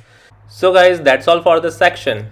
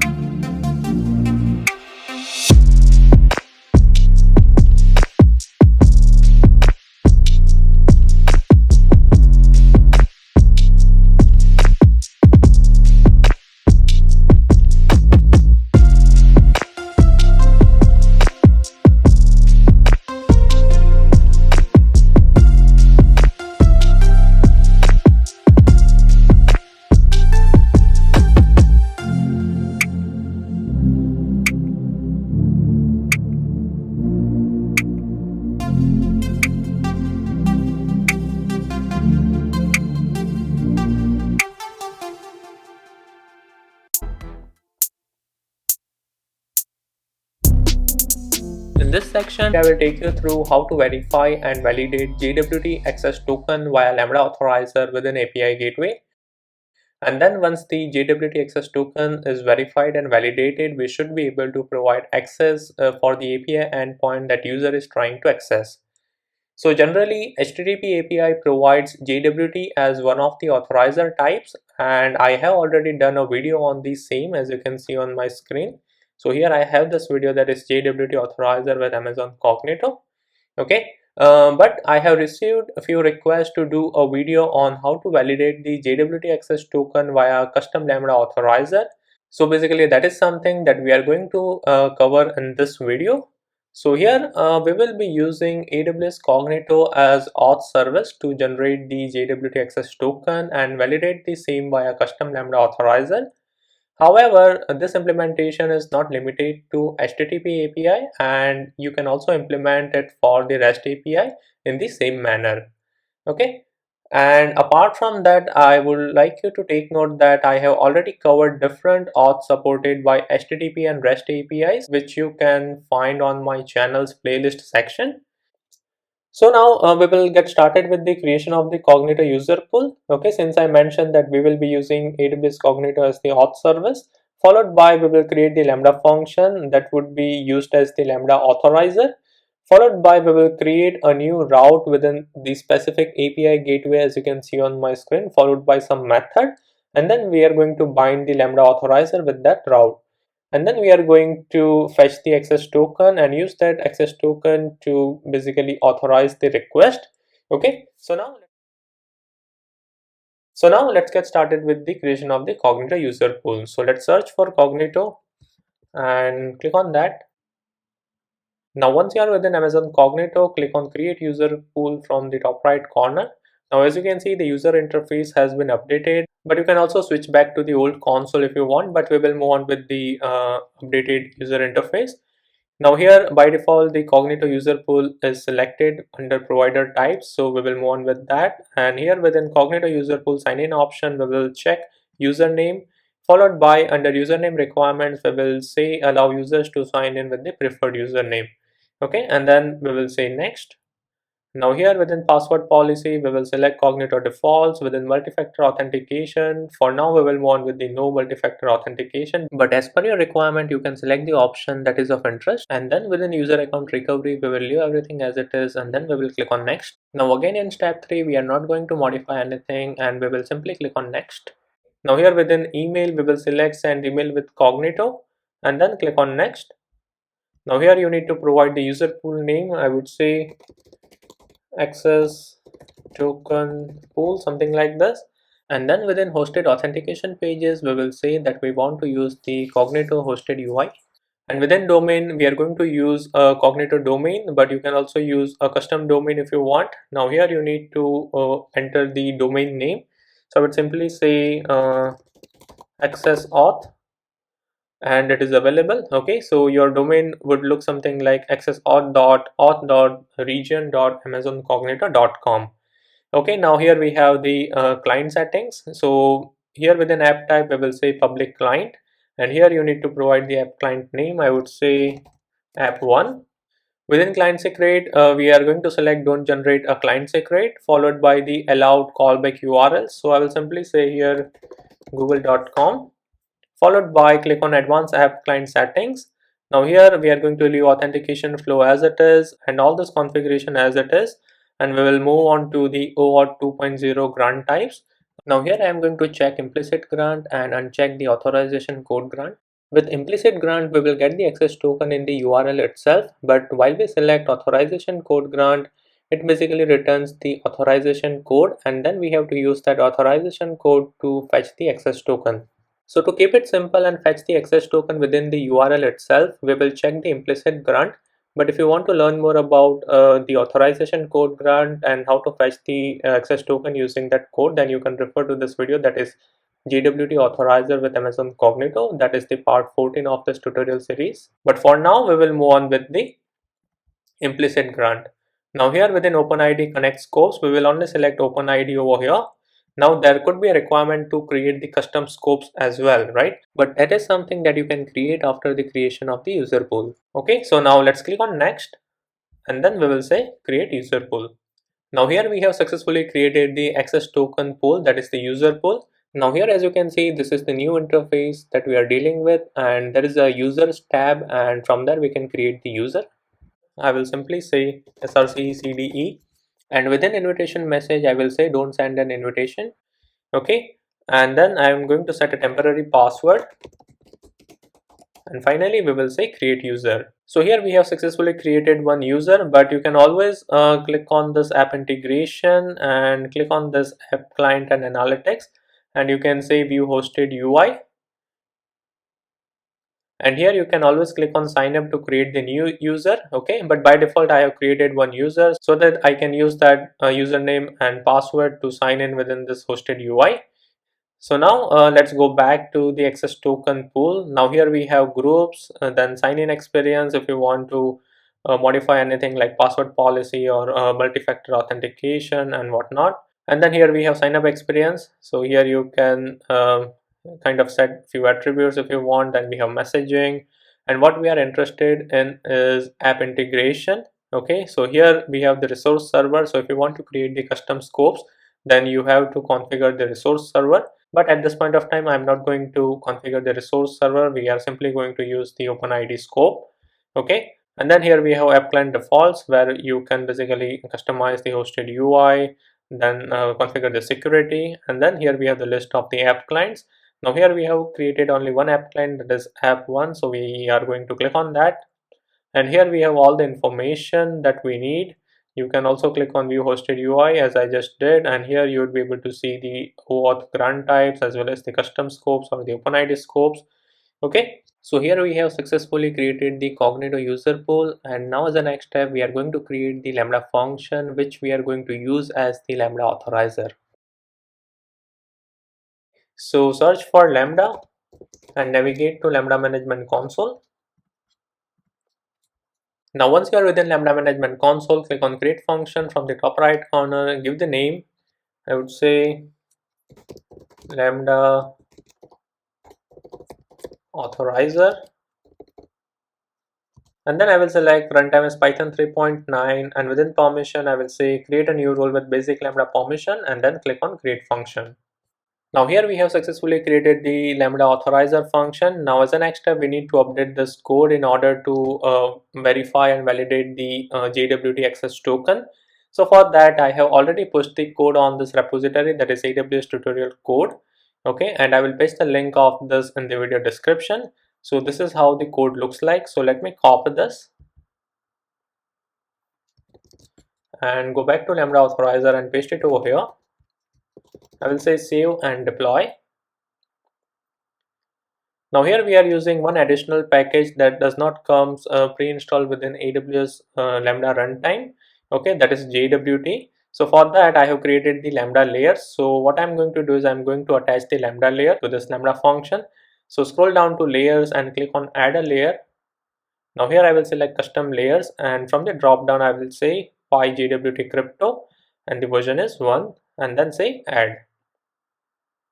Now if you want to use the same package to create the Lambda layers, then what you can do is you can navigate to this repository, that is AWS tutorial code, and you can look for Lambda layer package. Okay, so here it is. You can click on that and you should be able to see a zip file, that is pygwt crypto underscore 39.zip. You can download this file, and then using this zip file you can create the Lambda layer package for pygwt. So now moving back to the Lambda function. So here we have successfully configured the Lambda layer package. Now as a next step, I will quickly take you through this code at the very high level. So here from line number 10 to line number 13, we are importing the necessary packages that we need to execute this code successfully. Now from line number 16 to line number 21, we are fetching a few values from the environment variables, right? So here we are fetching the region and then the user pool ID that we have just created. So as a next step, after going through this code, we are going to set this environment variable so that we can fetch the value from there. So user pool ID is something that we have just created. And then we have the URL on line number 18. So here we have defined the URL, that is Cognito IDP URL. and this is the URL that we are going to use to download JWKS file. Okay, now what is JWKS? So basically JWKS stands for JSON Web Key Set, and the JSON Web Key Set is a set of keys containing the public keys used to verify any JSON Web Token, that is JWT, issued by the authorization server. In this case it's Cognito, and it is signed using the RS-256 signing algorithm. So this is the URL to basically download or fetch the JWKS file. And then on line number 21 we are fetching the app client ID that again we have just configured within the user pool. Okay, and on line number 24 we are fetching the JWKS file using PyJWT client. Okay, so here we are using PyJWT package, that is the Python package to deal with the JWT stuff. Okay, so here we will get the JWKS file within this JWKS underscore client, and then we have the error handling in here. Followed by here we have a custom method that is return response. So here we are basically defining a response that we want to return. Okay, so here we are saying is authorized, it could be true or false, and within context we can pass on additional parameters. Okay, so this is the helper method to basically return a response. Now on line number 38 we are fetching the access token from the event of headers of authorization. So we will have the token that the user is going to pass within this variable, that is on line number 38, that is the token variable. Now here on line number 41 we are checking the token structure. So we are splitting the token into three parts using the dot as a separator. Now if the length of that token is not equal to 3, then we are returning a response saying the user is not authorized to invoke or call the particular endpoint. Okay, now if you want to understand the JWT token structure, then you can again follow this video on my channel, that is JWT structure. So here I have did a quick animation which will explain that how the JWT token looks like and how it is formed. Now coming back to the Lambda function, now here on line number 49 we are fetching the headers from the token. Okay, so that is something that we will need at later point of time, followed by fetching the signing key from the token using the get signing key from JWT method. And then on line number 53 we are using the decode method to validate the token, right? So here we are basically asking it to verify the signature, verify the expiration, verify the issued ad, verify the identity of the token, followed by the verify underscore AUD option that I have set as false, because while we are dealing with the access token it will not have the AUD parameter that stands for the audience, but instead it will have the client underscore ID parameter. So audience is something that we are going to verify in later part of the code explicitly. So here basically we are validating the token, and here we have the exception handling for the different errors or different exception. And now moving on to the line number 89. So here, as I mentioned, here we are explicitly verifying the audience. So here we are checking if app client is not equal to the client ID that we get in the JWT access token, then we are saying the user is not authorized. Okay, so here we will verify the audience, and then on line number 97 we are checking the token use parameter, right? So here we are checking if the token use value is access or not. So if you are expecting the access token, then you can compare it with the access value. If you are expecting the ID token, then you can check if token use is equal to ID token or not. Okay, so here in this case we are expecting the access token, so if it is not equal to the access token, then again we are returning the false response. And finally on line number 105 we are checking the scope. So we are validating the scope. So here in this case I am checking if OpenID scope is present in the token or not, right? But as for your requirement, you can also modify this value, that what you are looking for is a part of the scope. And same goes for the token use check. So if you are expecting the ID token, then you can modify this value as per your requirement. Okay, so this is the basically high level code walkthrough that how we are validating and verifying the JWT access token. Now as a next step, we are going to set few environment variables, that is the user pool ID and the app client ID. Okay, so let's go ahead and configure that. So let's navigate to the configuration and scroll down to the environment variables and then click on edit. Now here we will click on add environment variable. So within key I will copy from here. So here I will say user pool ID and I will paste it over here as a key. Now the user pool ID you will get from the your user pool that we have just created. So here within user pool overview you would be able to see user pool ID. So copy that and paste it over here. Followed by we have to add one more environment variable, that is the app client ID. So I'm going to copy that and paste it over here, and app client ID you will get from again the access token pool. Within app integration, scroll down to your apps, and here you would be able to see the client ID, so you can copy that and again paste it over here, and then we will say save.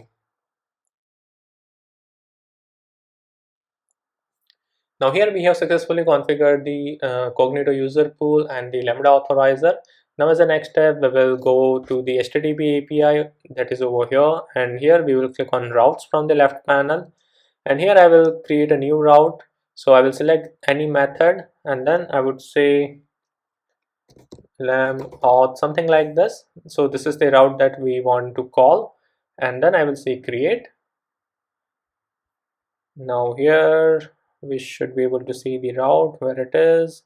Here it is, right? So that is lam auth, okay, with the any method. So now we need to click on this any method, and then first we will integrate the lambda function. So I'm going to say attach integration, and here I will say create and attach an integration, and within integration tab I would say lambda function, and here I'm going to select this HTTP API lambda function. So here within this lambda function, we are simply looking at which method user is using. Okay, so if user invokes the API endpoint with the post method, then we will return post method invoked. And if the user is invoking the API endpoint with the get method, then we will return get method invoked. Okay, so it's very simple lambda function. So we are going to use that as a part of the backend integration for that specific route that we have created. Okay, so I'm going to select that, and then I will leave rest of the option as it is, and I will say create. Now here we have successfully attached the lambda function as a part of the backend integration for this method. Okay, that is any method. Now let's go back to routes again and click on that any method, and then here we are going to attach authorization. Okay, now here we will say create and attach an authorizer. Now here within authorizer type we have two options. So here we will move on with the lambda function. Okay, and I will give a name. I would say JWT auth, and here we need to select the lambda function that is going to perform the authorization or going to perform the validation of the access token. So in our case it's lambda authorizer. Okay, so I'm going to select that, and payload format version I will say 2.0, and response mode I will say simple, and I'm going to disable the authorizer caching. Now if you want to learn about the simple and the IAM policy mode, then you can again go back to this tutorial series. So here I have covered Lambda authorizer with simple response mode and the Lambda authorizer with IAM policy response mode. Okay, so in this case we will move on with the simple response mode, and within identity sources we will leave it as it is, that is request.header.authorization, and finally we will say create and attach. So it says authorizer name must be unique. So I think I need to modify the name. So I would say JWT auth lamb, followed by I need to select the lambda authorizer again. Okay, I will disable authorizer caching, and then I will say create and attach. So here as you can see we have successfully configured the authorization, that is the lambda authorizer for the specific route and the specific method. Okay, so if we click on routes, you should be able to see that authorization and integration are configured successfully.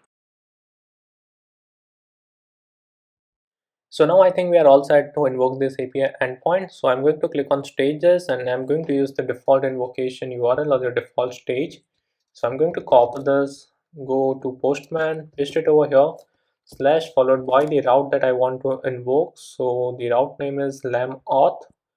So let me copy that, and I'm going to select get method over here, and simply I will say send. So here as you can see it returns status code 401, that is unauthorized. Okay, that means we need to pass the JWT access token in order to successfully invoke this API endpoint. So now to fetch the access token, we will go back to the user pool, that is access token pool that we have created as a part of the first step, and we are going to click on this app client, and then here you would be able to see the button that is view hosted UI. So I'm going to click on that. Now here I'm going to log in using the existing username and password that I have configured while creating the user pool, that is srcecde with the respective password. But you can also go ahead and click on sign up to create the new user, and then I will say sign in. Now here it will ask to set the new password, so let me set it.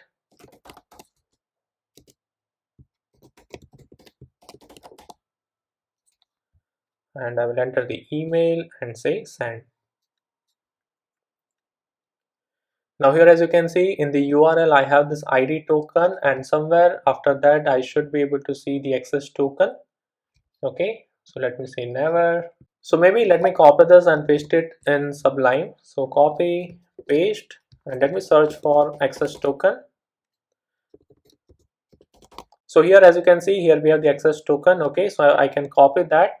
So here basically we will get two tokens, that is the ID token and the access token, right? Since we have selected the scope as the open ID. So that's the reason we have the ID token and the access token. So here what we are interested in is the access token. So let's copy this access token, go back to Postman, click on headers, and within key we will mention authorization, and we are going to paste the value over here, and then we will say send. Now here, as you can see, it returns status code 200 with the success message saying get method invoked. Now if I were to modify this token, so let me add a letter Q at the end and say send. So as you can see, it returns status code 403 forbidden.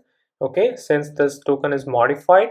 Now if I undo that modification and say send, now as you can see, we are successfully able to invoke that API endpoint. So guys, that's all for this section. Thank you for going through the full hands-on course on Amazon HTTP API, and I hope that you find this content helpful. So guys, please consider giving a thumbs up and don't forget to subscribe to my channel for more such content.